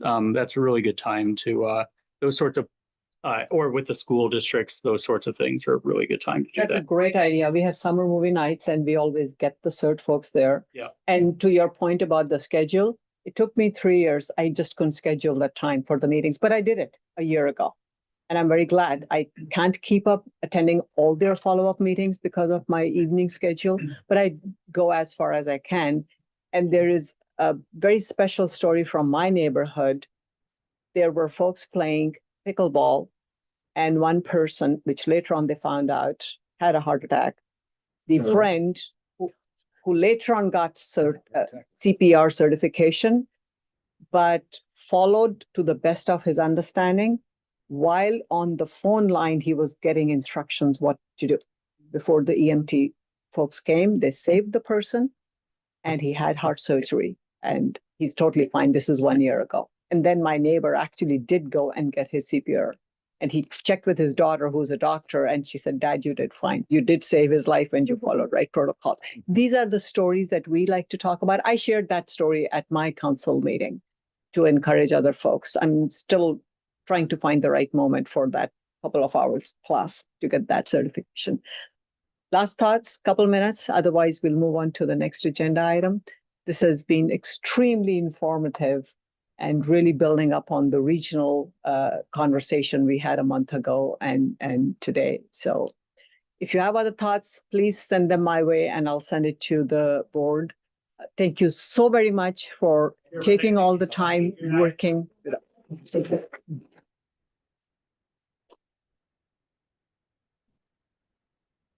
Okay, with that, let's move on to the next item on the agenda, which is item number 4. It's the Executive Director Transition Plan. And there are... Okay, so given the recent notice from Shali, our executive director, and we want to ensure there is a proper transition in this organization. And there are a couple of asks here. The agenda report pretty much outlines them, but fundamentally, given the time frame, we need to, the plan is to get an interim executive director and then follow up with a permanent executive director, a full recruitment, and the process is slightly different for the two. And during that transition, we also need to work closely with the legal team to assist with the recruitment, to make sure the transition is done correctly, and also start the implementation of the records retention policy, which was going to happen in the fall. So those are the 3 items. So let me touch upon the first one. The interim executive recruitment process, I'm already planning for the executive committee meeting for May 28th this month, that the executive committee will work, complete and finalize the job description. What is required, the bare minimum is already in the agenda report. And I am requesting authority from the board that you let the executive committee work on this and also give me authority working with them closely and with the legal team to make sure that we can move forward in a timely manner with the interim executive director. The second part is the permanent recruitment. So simultaneously, we will be working on that, finalize the job description as outlined here. The executive committee will finalize that. We will post in different locations, and please send us more locations where you would want it posted. And given the timeline, I am thinking in the summertime, we will be conducting the initial interviews, the executive committee, and we will come to the board with a recommendation. In any case, the board has to approve the contract for the permanent executive director role. That is very clear. So we will come to you with at least one candidate that we would recommend. And likely that's going to happen after the board comes back in August. Over the summer, I promise to give you updates on these two as we move forward. And we have a great executive committee. I'm looking forward to working with all of them moving forward. The board treasurer has been helping me work, looking at the expenses. And the legal team reached out and pointed out that given all this work that needs to happen, I need to request you for a $10,000 budget adjustment. We have the money in the current fiscal year's budget. I'll stop right there. Any questions? Madam. So I just want to confirm, as I recall from 3 years ago when working on the JPA agreement, that of course the interim position, but also the new executive director, both would be contract positions, as there are no employees for citizens of cities association, correct? Yeah. Correct. So just That make is sure that correct. everyone, yeah, make sure everyone is aware of that. I appreciate you pointing that out. And both are part-time positions. And Jenny, do you want to add anything else to that? Jenny's online today. You've covered it all. You've covered it all. Okay, thanks, Jenny. Other questions? Thank you for bringing that forward, Mayor Meadows. Vice Mayor Bybee. So what kind of outreach will be occurring to recruit for the permanent replacement? So we have mentioned a couple of things here that we'll be, of course, posting on the Cities Association website. And the recruitment packet will also be distributed to the board as well as the city managers. And the executive committee will discuss more posting locations.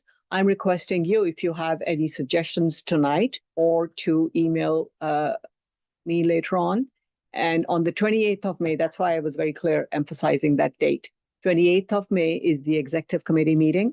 So if you can send me that prior to that, I would really appreciate it. And I am looking for your support in that information that you would have, especially with your experience and in this field. Other questions? Yeah. So this position comes with all the benefits, what benefits? There are no There's benefits. no health benefits, so it's just contract position. Correct. Contract position. And that's why I really appreciate Mayor Meadows bringing that forward. There are no benefits.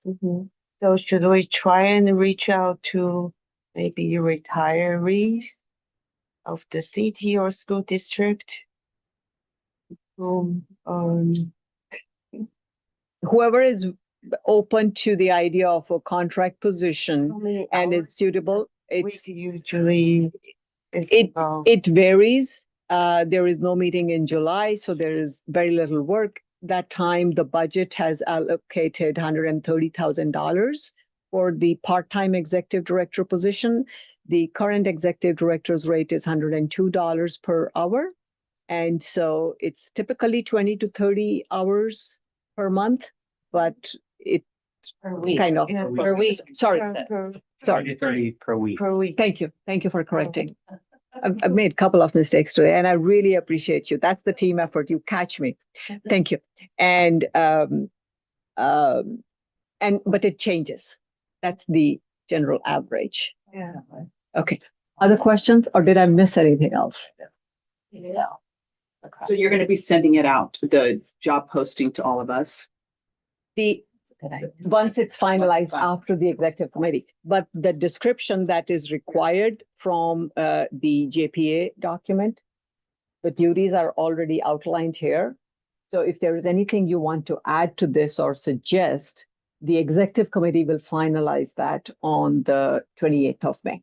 So if you can send that, a couple of pieces, or if there's anything else you think of, I'm a phone call away. Thank you. And I will make sure I will run this by the attorney so that even for the interim position, if you do give me the authority tonight, working with DEC and then finalizing, I will make sure we do it correctly. So my understanding is you have two requests for to be included in a motion. Three. So one is to allow you to finalize the job description May 28th, hire an interim and increase the budget for legal by 10,000. Yes, please. I move. You have to do public. Yeah. So, Oh, sorry. Thank you. Sorry. No, that's fine. Moved. No, there is. I'm still moved by this.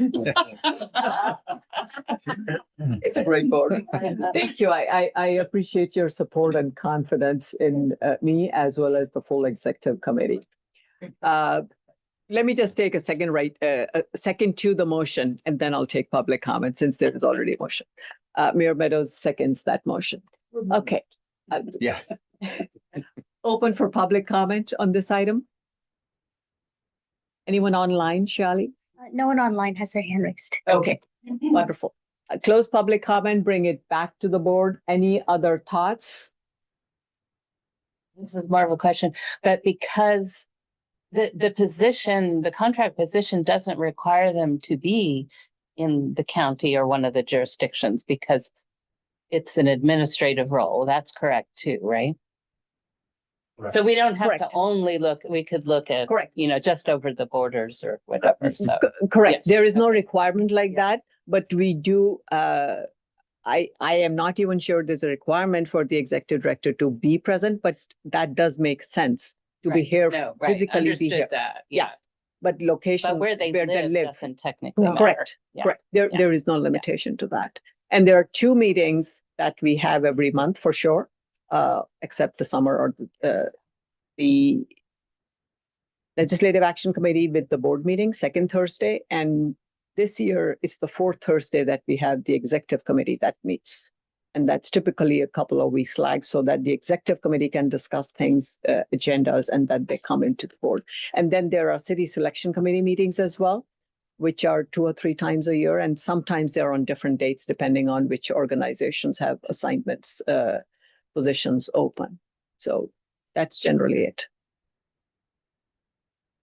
Okay, any other questions, discussion, thoughts? No, we have a motion on the table, which is, Jenny, are we good with that language or do you want to add the recommendation as stated in the report? Are we good? The motion was very accurate. Yeah. Perfect. Thank you, Kelly. Okay, with that, all in favor? Aye. Aye. Aye. Any nays? Any abstentions? Seeing none, the motion passes unanimously. Thank you. With that, let's move on to the next agenda item, which is the LAFCO update. And coincidentally, in this room right now, we have 3 persons from LAFCO. This is a regional update. This is one of the assignments that the City Selection Committee here chooses the persons to represent the main person as well as the alternate member on LAFCO. And then one of our current board members, for those of you who may not realize, Rosemary Kamai is the current chair on LAFCO, whereas Mayor Mark Turner from Mayor Morgan Hill is the appointee to LAFCO, where as well as Vice Mayor Zach Hilton is the alternate member on LAFCO. These 2 are selected by the City Selection Committee. Their bios are in the agenda packet. I'll just quickly add for the members of the public here. Mayor Mark Turner was first elected mayor of Morgan Hill in 2022, and he has been serving on various boards and committees, including WTA, the Santa Clara County Library District, as well as LAFCO. And then we have Vice Mayor from Gilroy, Zach Hilton. He was elected to the council in 2020 and re-elected in 2024. He has extensive work in the county emergency area. He is a firefighter and a paramedic with Oakland, as was pointed out earlier. He also has been serving on the Silicon Valley Clean Energy Board of Directors and some committees there. And he's the LAFCO alternative. So I want to start with Mayor Turner. Very good. And then we'll have Vice Mayor Hilton. And I believe you had the authority's executive director, Nilima Palacheria. Yes, she's online and she can answer questions 1 second. I create confusion for all of you. Mayor So- Turner.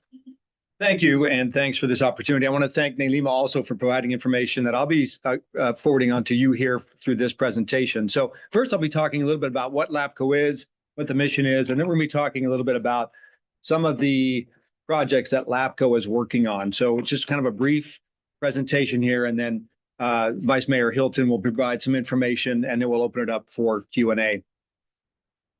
So what is LAFCO? The LAFCO Agency Formation Commission, or LAFCO, is a state-mandated independent local agency responsible for overseeing the boundaries of cities and special districts. Established in 1963, LAFCO's Act as the state's watchdog for local government growth and governance. Our mandate and mission, Santa Clara LAFCO's mission is built on three pillars, the three pillars of the state's mandate to LAFCO's. Our mission is to promote sustainable growth and good governance in Santa Clara County by several means. And I'll go through those real quickly here. One, discouraging urban sprawl, preventing disorganized, inefficient expansion that strains public resources. Number two, protecting open space and farmlands, protecting our vital resource lands from premature conversion. Three, promoting efficient delivery of services, incentivizing compact growth to minimize infrastructure and government service costs. Four, facilitating regional opportunities for fiscal sustainability. And number five, promoting public accountability and transparency of local agencies. LAFCO's regulatory function, that's the power over boundaries and service extensions. LAFCO has authority over city and special district annexations, detachments, dissolution of existing districts, or the formation of new cities and districts, etc.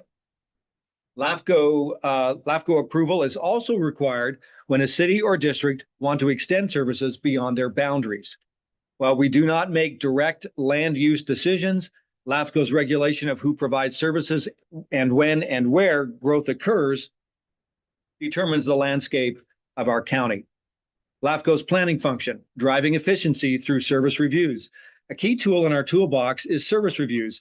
Service reviews are comprehensive studies into how essential services like fire protection and water are delivered. The service reviews allow us to identify inefficiencies, financial risk, best practices, and any other opportunities for reorganization to better serve the taxpayer and the community.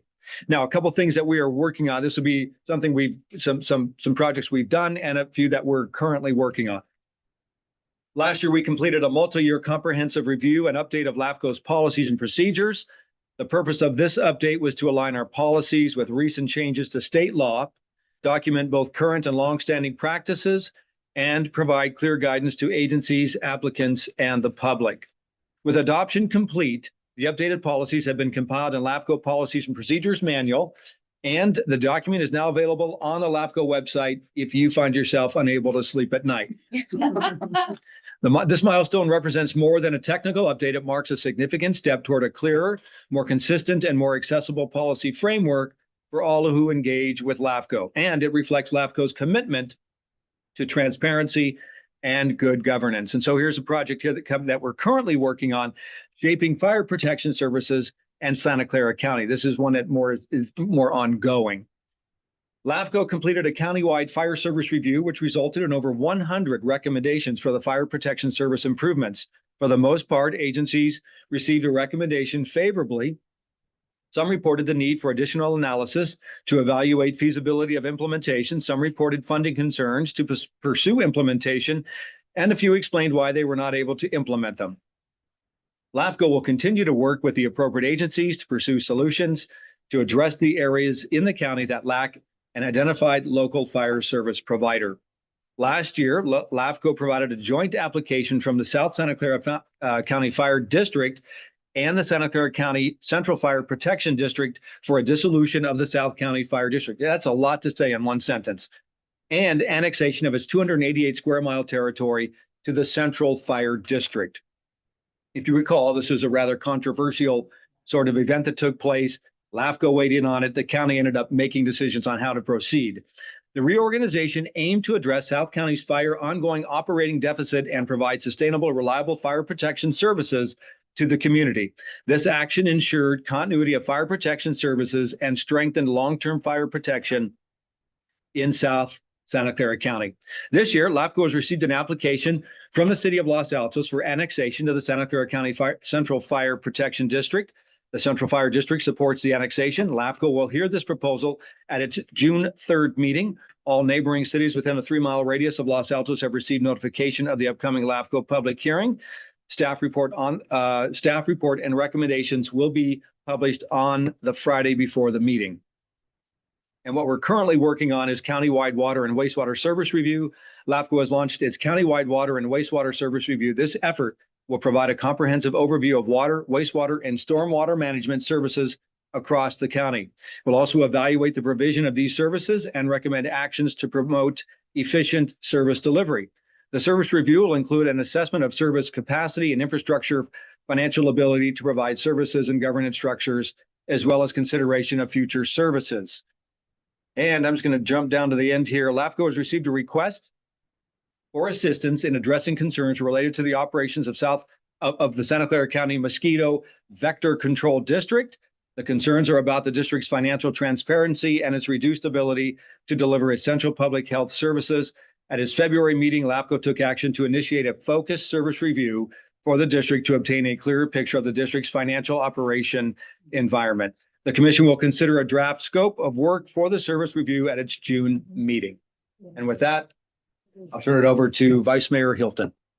Awesome. So I'm going to go over sort of like LAFCO 101 things, like how we get on LAFCO and who's on there. So the regular commission meetings are typically held on the first Wednesday of February, April, June, August, October, and December. Normally it's at 1:15 in the county board of supervisors chambers or another designated location. State law dictates LAFCO's composition. So in Santa Clara County, LAFCO is composed of 7 commissioners. You have two county board of supervisors, 1 council member from the city of San Jose, 1 council member from any other city, and that's who this body gets to choose, the city selection committee. 2 members from independent special districts, 1 appointed by Santa Clara Valley Water District and another appointed by the Independent Special District Selection Committee. That usually ends up being the open space, someone from open space. And then 1 member of the public who's appointed by other members on the commission. And as was pointed out, this body is lucky you actually right now that you have this many members in the room that actually sit on LAFCO. And another thing that's that is unique is that both the primary and the alternate commissioners are encouraged to attend and sit in on the dais at every meeting. Oftentimes I'll be remote in Gilroy City Hall. Mark will be in the chamber. And it's worked out well where he's got caught in traffic. I immediately step in. I get all the same briefings and stuff like that. So it's actually a kind of a unique board to sit on. One of the other things that I wanted to mention too is that we recently held a LAFCO Environmental Justice Workshop special meeting where we provided input on developing a vision and guiding principles for integrating an environmental justice lens in LAFCO's work. We received an overview of MTC ABAC's Plan Bay Area 2050, including the equity component of the plan and how the plan overlaps with LAFCO's mission to curb sprawl, preserve agriculture and open space, and encourage efficient delivery of services. And the last thing about the mosquito and vector control is that the education and outreach has already happened. Mail-in ballots are due back on May 19th. And that's all I have. And at this point in time, we'd open it up for Q&A. And like I said, the executive director, Nailima, is on. And Nailima, I say executive director, but is your official title CEO? The official title is executive officer of LAFCO. I got them both wrong. So yeah, we work very closely together. Very, very close. Yes. Yeah. Thank you. So let's take questions, Mayor Beddoes, and then Mayor Montano, and then Vice Mayor Bybee. So given what I've learned tonight about Mayor Turner's talents, I would like you to read a little bit back to us in your auctioneer voice. Oh. No, you don't. No. Yeah. It's going to cost you $10. 10, can I get 15 out of you? How about that?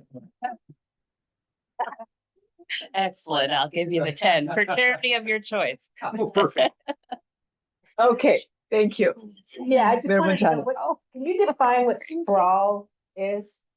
Yeah, so sprawl is let's look at the city of Gilroy and what we've done down there. So the focus, right, was building these nice small homes, small commercial around the downtown corridor, right? And then learning that land use ended up changing. And so eventually we're building these single family neighborhoods that are farther and farther away from the core, and it's unregulated. Right, there's no sort of pattern to it. That's.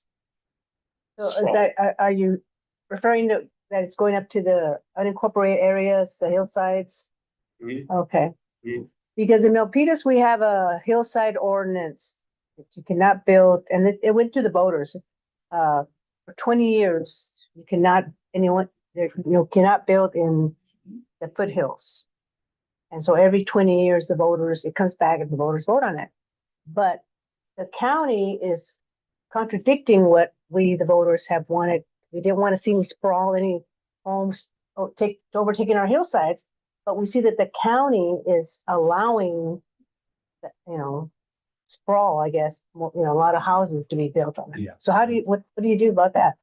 You talking about like builders remedy projects coming through the? No, just That they're allowed to do that? Yeah, Well, they control, I mean, we don't have a board of supervisor. the county. It's their land. They're allowed to control their own land use in the But there county. is- They would say the same thing on to us, what that is we're allowed that? to control. What there does is- that there is- come in? And I think this is probably where Lima needs to jump in, because there are conditions. The county just can't willy-nilly go out building, especially when it comes to builders remedy projects. LAFCO does get some say because of water and other infrastructure usage. And maybe Nalima, you could weigh in on that. Thank you. I think this is a very interesting question. It took quite some time to get to this question. I'm surprised, but so our county is very unique in the state of California. We have urban development policies that are adopted countywide by the 15 cities, the county, and LAFCO. Basically, assigning roles for the cities and for the county and for LAFCO in managing growth. And these policies were jointly adopted by these cities and the county and LAFCO back in the early 70s. And we've been consistently implementing these policies. One of the key aspects of this policy is that cities are responsible for urban development and for providing urban services within a boundary known as the urban service area. On that map that you've probably received, it's the red lines, the thin red lines surrounding the cities. So cities provide services and allow for urban development within these.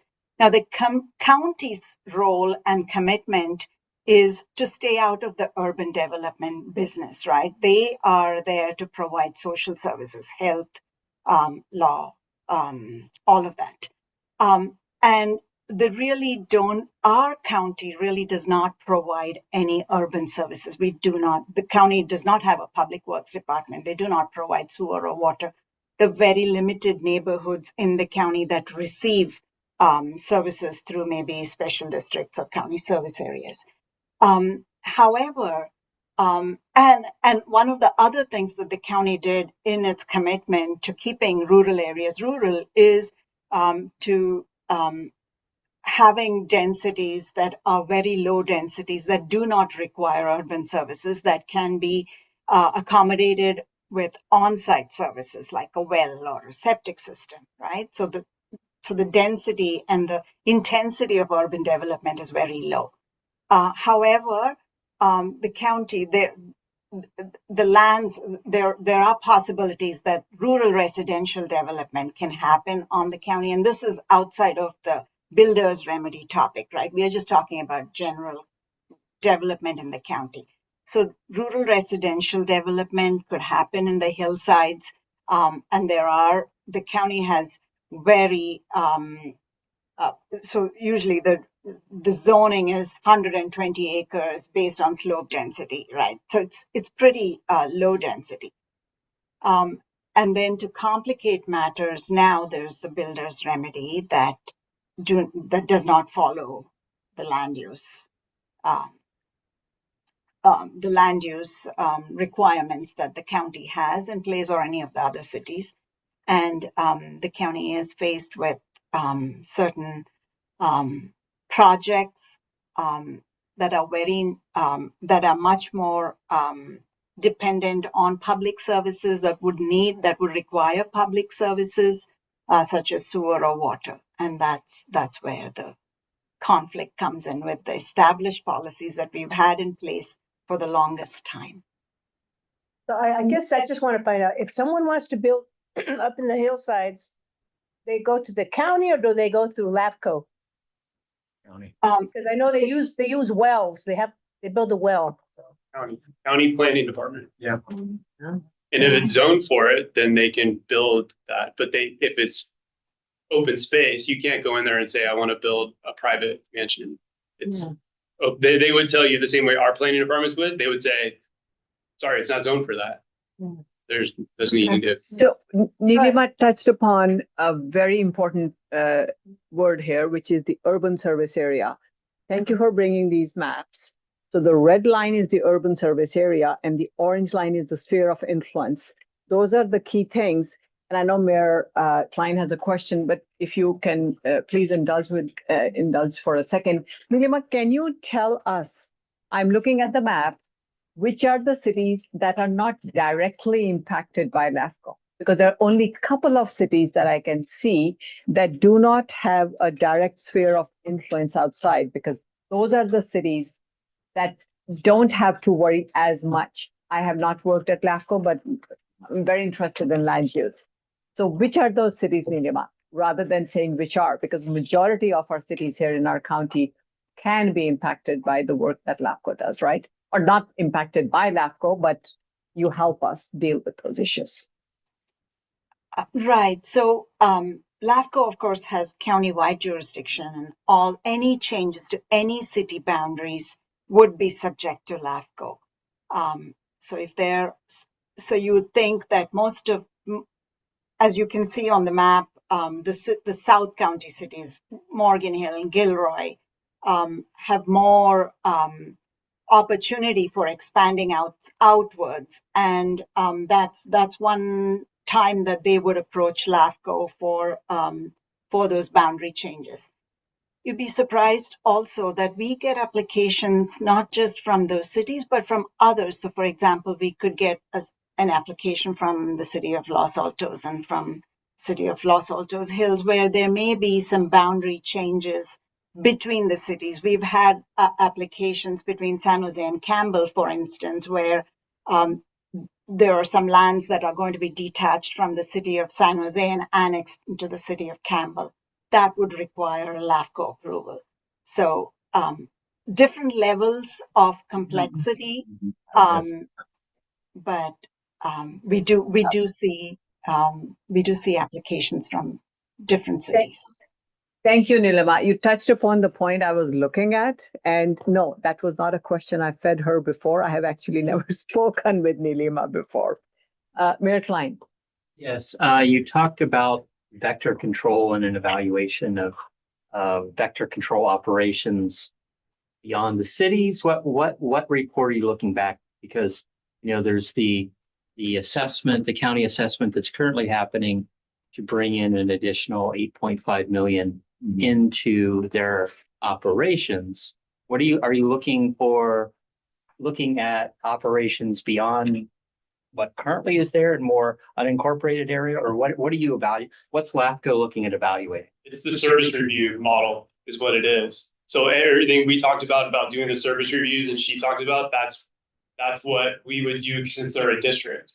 So we would look at them specifically and talk about their service model and is it working, and same thing they're doing with wastewater and water right now. They do with fire service review. It's the same in-depth thing.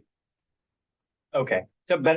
So to me, this is what the Board of Supervisors should be doing, is doing oversight of vector control. And I'm just trying to see the Venn diagram of LAFCO on vector control.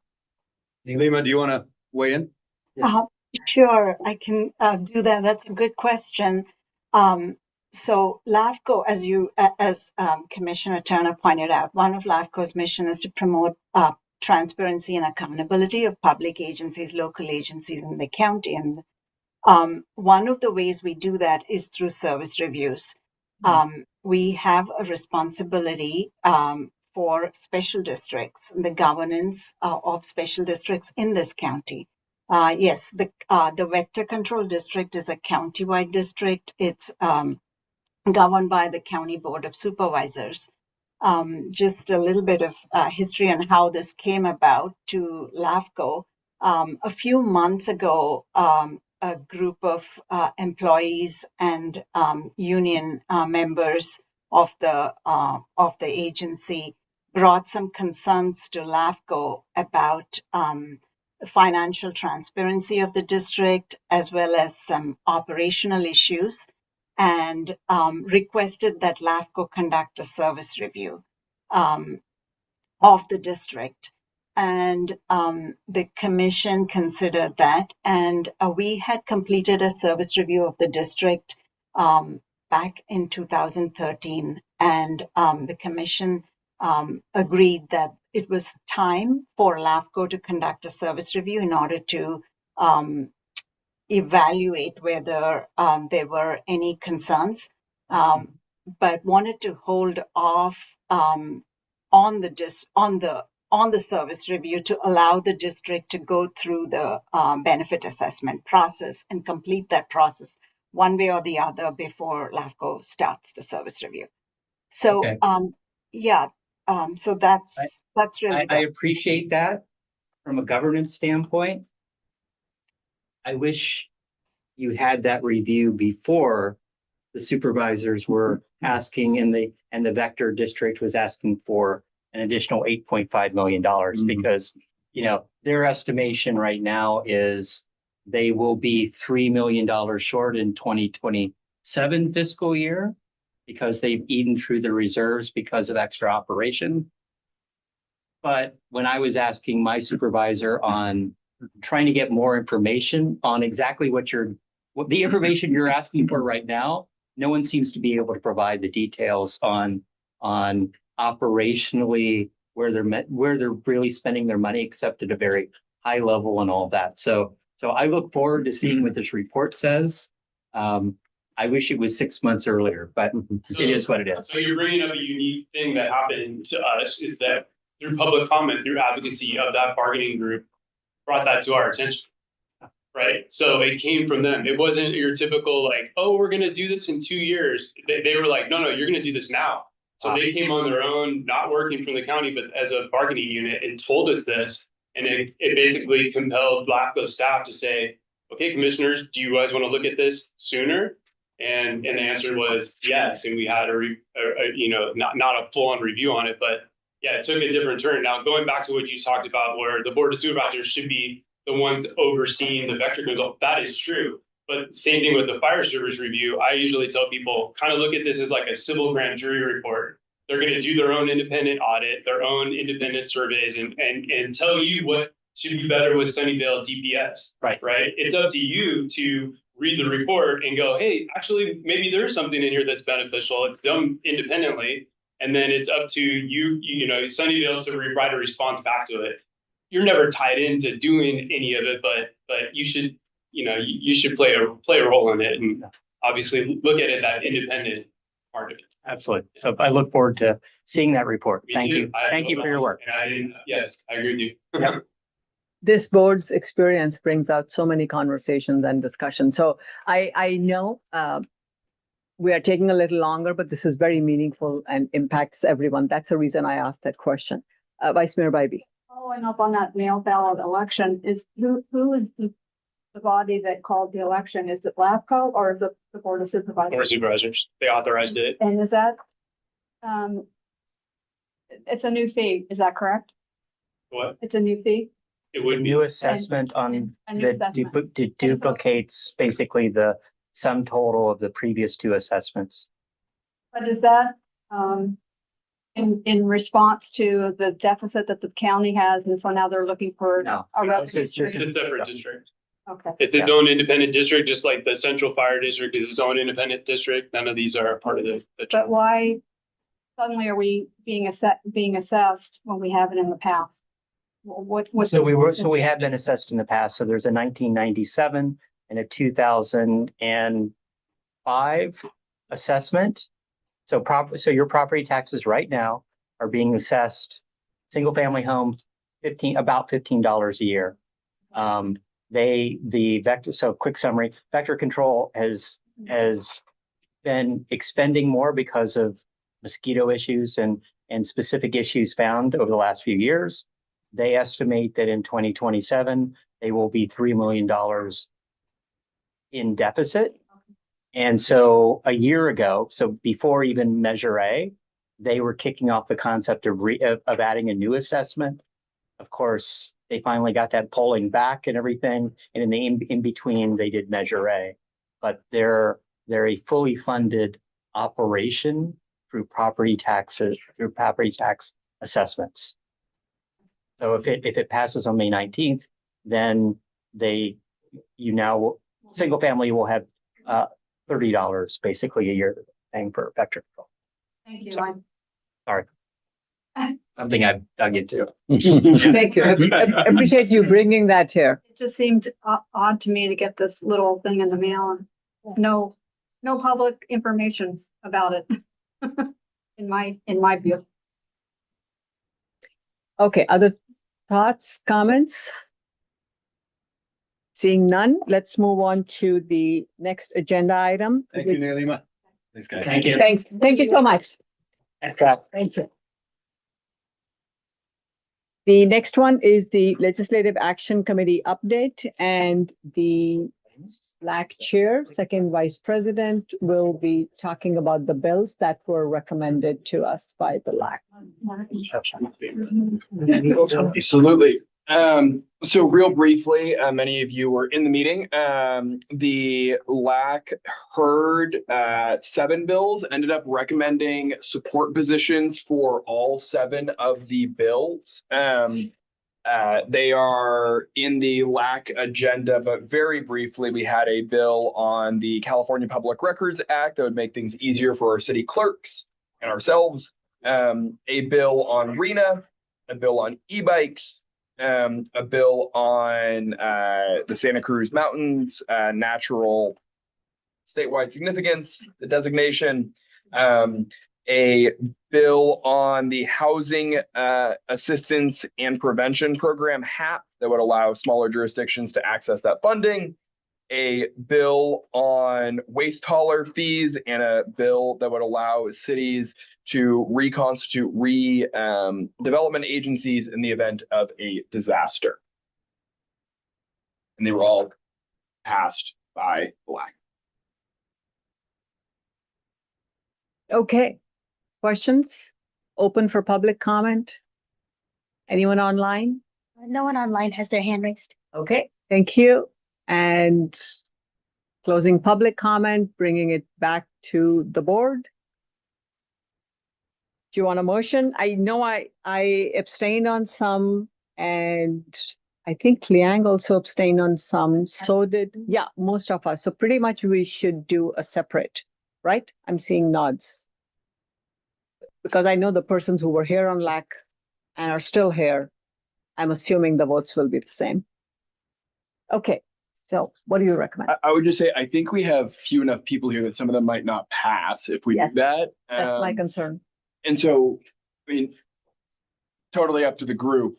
I would perhaps recommend that, the votes were documented in LAC. I don't know. It's totally up to you. But I think the votes were documented in LAC. If folks felt like they had to abstain, they did. But if people feel the will of the board is to support the bills, I think that's a reasonable position. But I'm not in one of the cities where we have to take legislative positions to our whole body. So I do appreciate that. There are 2 cities that the LAC persons and the board persons are different from this evening. City of Sunnyvale and City of Los Altos. Would you be open to supporting that? Because we just lost 3 board members. I'm fine for supporting all the bills as one. Okay, regardless of what. Regardless yeah. of the vote. So it's Appreciate- the previous vote is documented, but I'm fine supporting the will of the LAC overall. I really appreciate that. Yeah, I will. Mayor Meadows, Bill. you will as well? Yeah, maybe we should just ask if anyone wants to poll any Okay. bill for separate votes. Right. Okay, thank Well, you. Mayor Meadows? I'd rather, if you have the count, abstain from them all, though I understand there were 2, I think, that Vice Mayor Lang supported. But those, none of them went to the board. So if you can pass it with me abstaining, I would be much prefer that. But have 8. And if not, then 8 with Sally or 8 Without, Sally? if, depends on Chris. would you be willing to support the bills that Ellen may have abstained? Yeah, In the interest of the sitting organization. in for her. San Jose was not represented because Councilmember Casey was absent That's the today. next one I'm going to come Oh, to. Right now, I'm just looking at where members have changed. I'm just looking around the room. I'm fine with the lack recommendations for the record. The city of Mountain View still has kind of a watch position on some of these, but for the cities association's sake. I appreciate that very much. Okay, so that brings us now to San Jose. Would you be willing to, we did not have a San Jose representative today, so we don't have any documented votes. For the sake of the cities association and the excellent work that happened at LAC, seriously, we had a great meeting, 7 bills. So this taking positions, right, was something that I've been discussing with our intergovernmental relations team because I'm not the representative, and I asked whether or not because the council has voted on priorities, right? And within those priorities, it's okay to take positions. But at this point, I would abstain because I feel that it's the communication between what the bills that come up and whether or not they fall within a position of the city that we have already taken action on. It's kind of delegated to Councilmember Casey. Okay, I understand that. I'm still counting. So we need 8 votes, right, Johnny? Present and voting, right? Or is that the majority of people sitting here right now? Majority of people sitting. Majority of I those just- present voting. Present voting. At this moment, I just wanted Johnny to say that because that the count is 1, 2, 3, 4, 5, 6, 7, 8. We are 9 in the room right now. Okay. So how many do we need? 5? 5. Are we good, Johnny, with 5? Yes.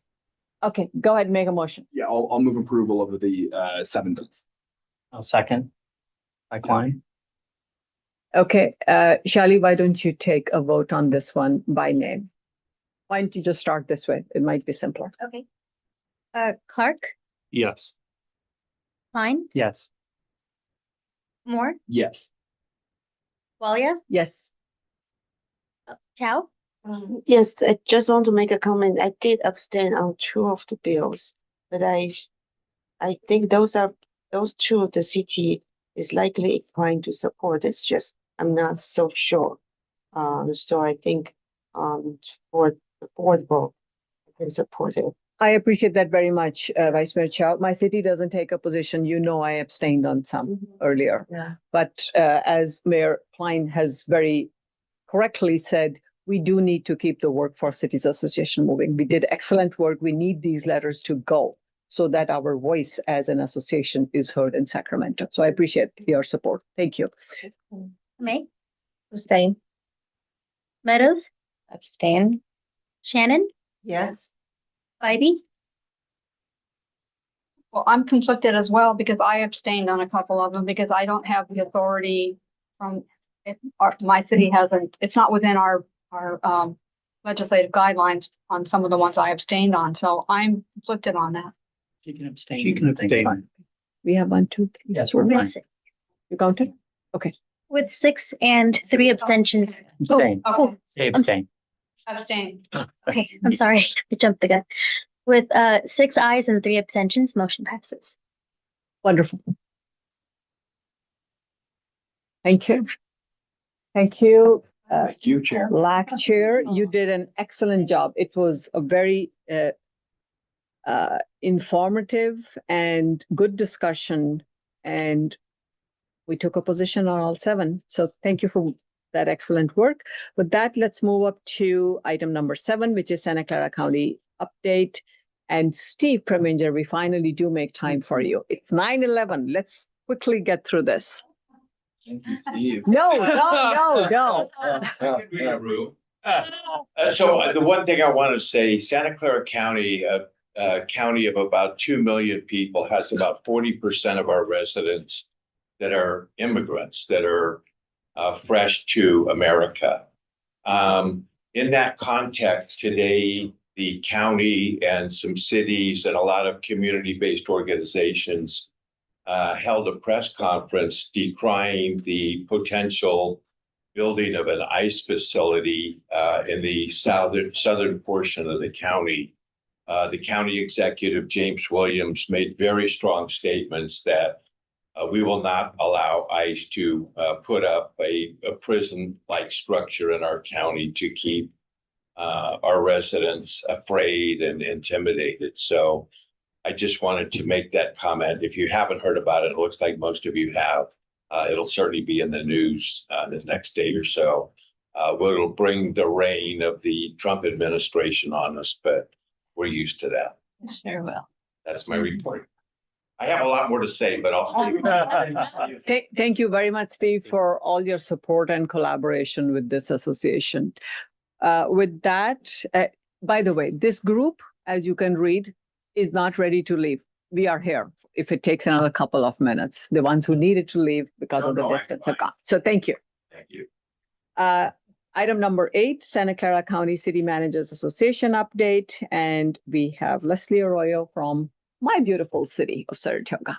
I'll keep it short. The room seems as though you're good on time, but we just we met this week and we talked a little bit about SB 79 and just kind of the concerns around that and just this continued loss of control at the local level. So we talked about that and then spent a bit of time talking about FIFA coming up and what the cities are doing, different events that are happening in various cities. And then we talked about the Santa Clara County Leadership Academy. So that is full, it's going to be kicking off. And that pretty much wrapped up. We did talk a little bit about Shelley and her transition as well. She shared that news. And that was about it for the city managers group. Thank you so much.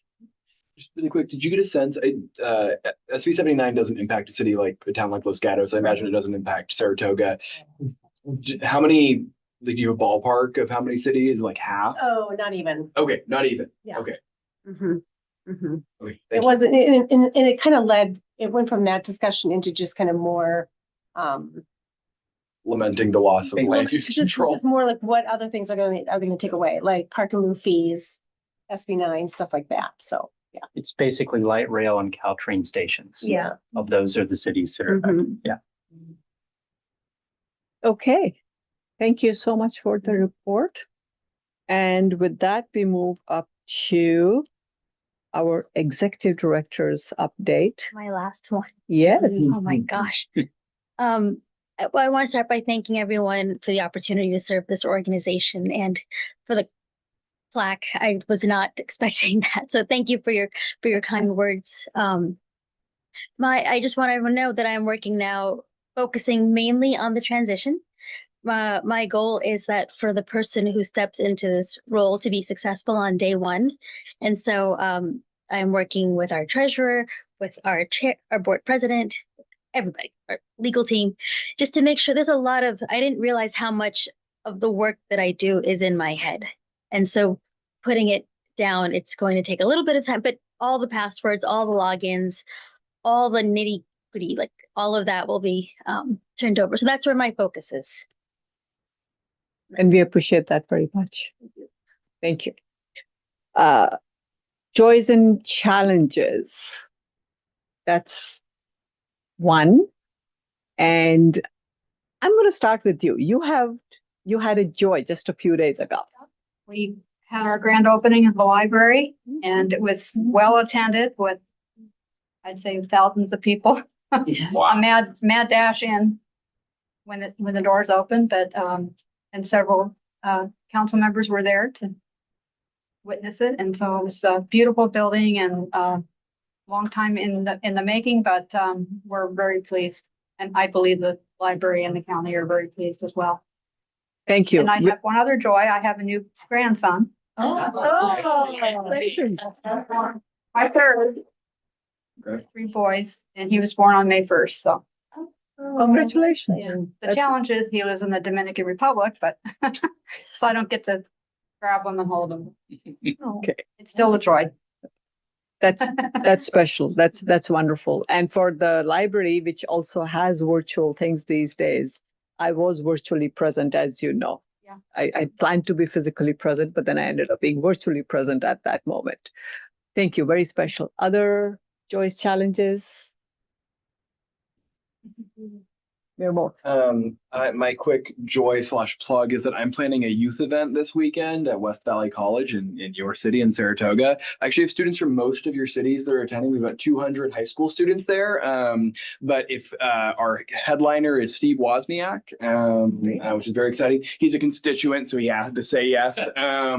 But if we have about 10 spots left, so if any of you have kids, high school student, we're actually doing 8th grade through community college. So 13 to 22. If you know any students in that age range, I have a flyer and the QR code. We've got 10 spots left. And this is what the date? It's set this Saturday. Saturday from 10:30 to 2. Okay. Thank you. Wonderful. Other joys, challenges? Jenny has her hand. I just Jenny? wanted to note that Roland, who's an attendee, has had a hand up since the executive director report. Oh. Okay. Yes, I guess. Thank you, Jen. Open the public. Yeah, let me open the public comment at this point. Can you unmute? Give permission to. Yeah. It's going to be for 2 minutes. We already took non-agendized item public comment. So this is for the executive director update that we are talking of public comment, right, Jenny? I already took non-agendized early in the meeting. That's correct. That's when I noticed the hand.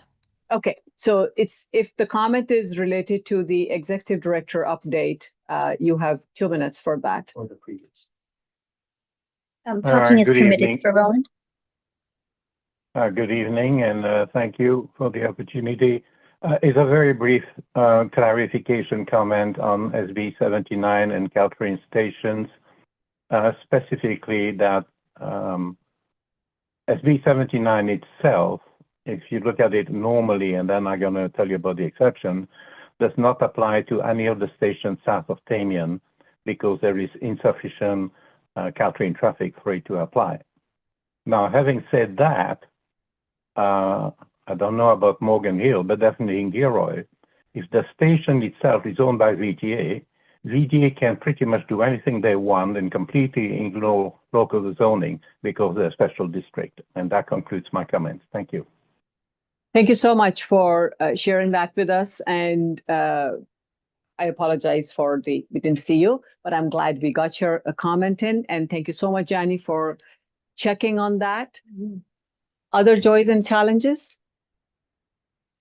Okay, the joy is this board is not going to convene till August 13th as a board to do the work. We are going to be meeting on June 11th, as I mentioned earlier, and looking forward to seeing all of you there. With that, the meeting is adjourned at 9:20 p.m.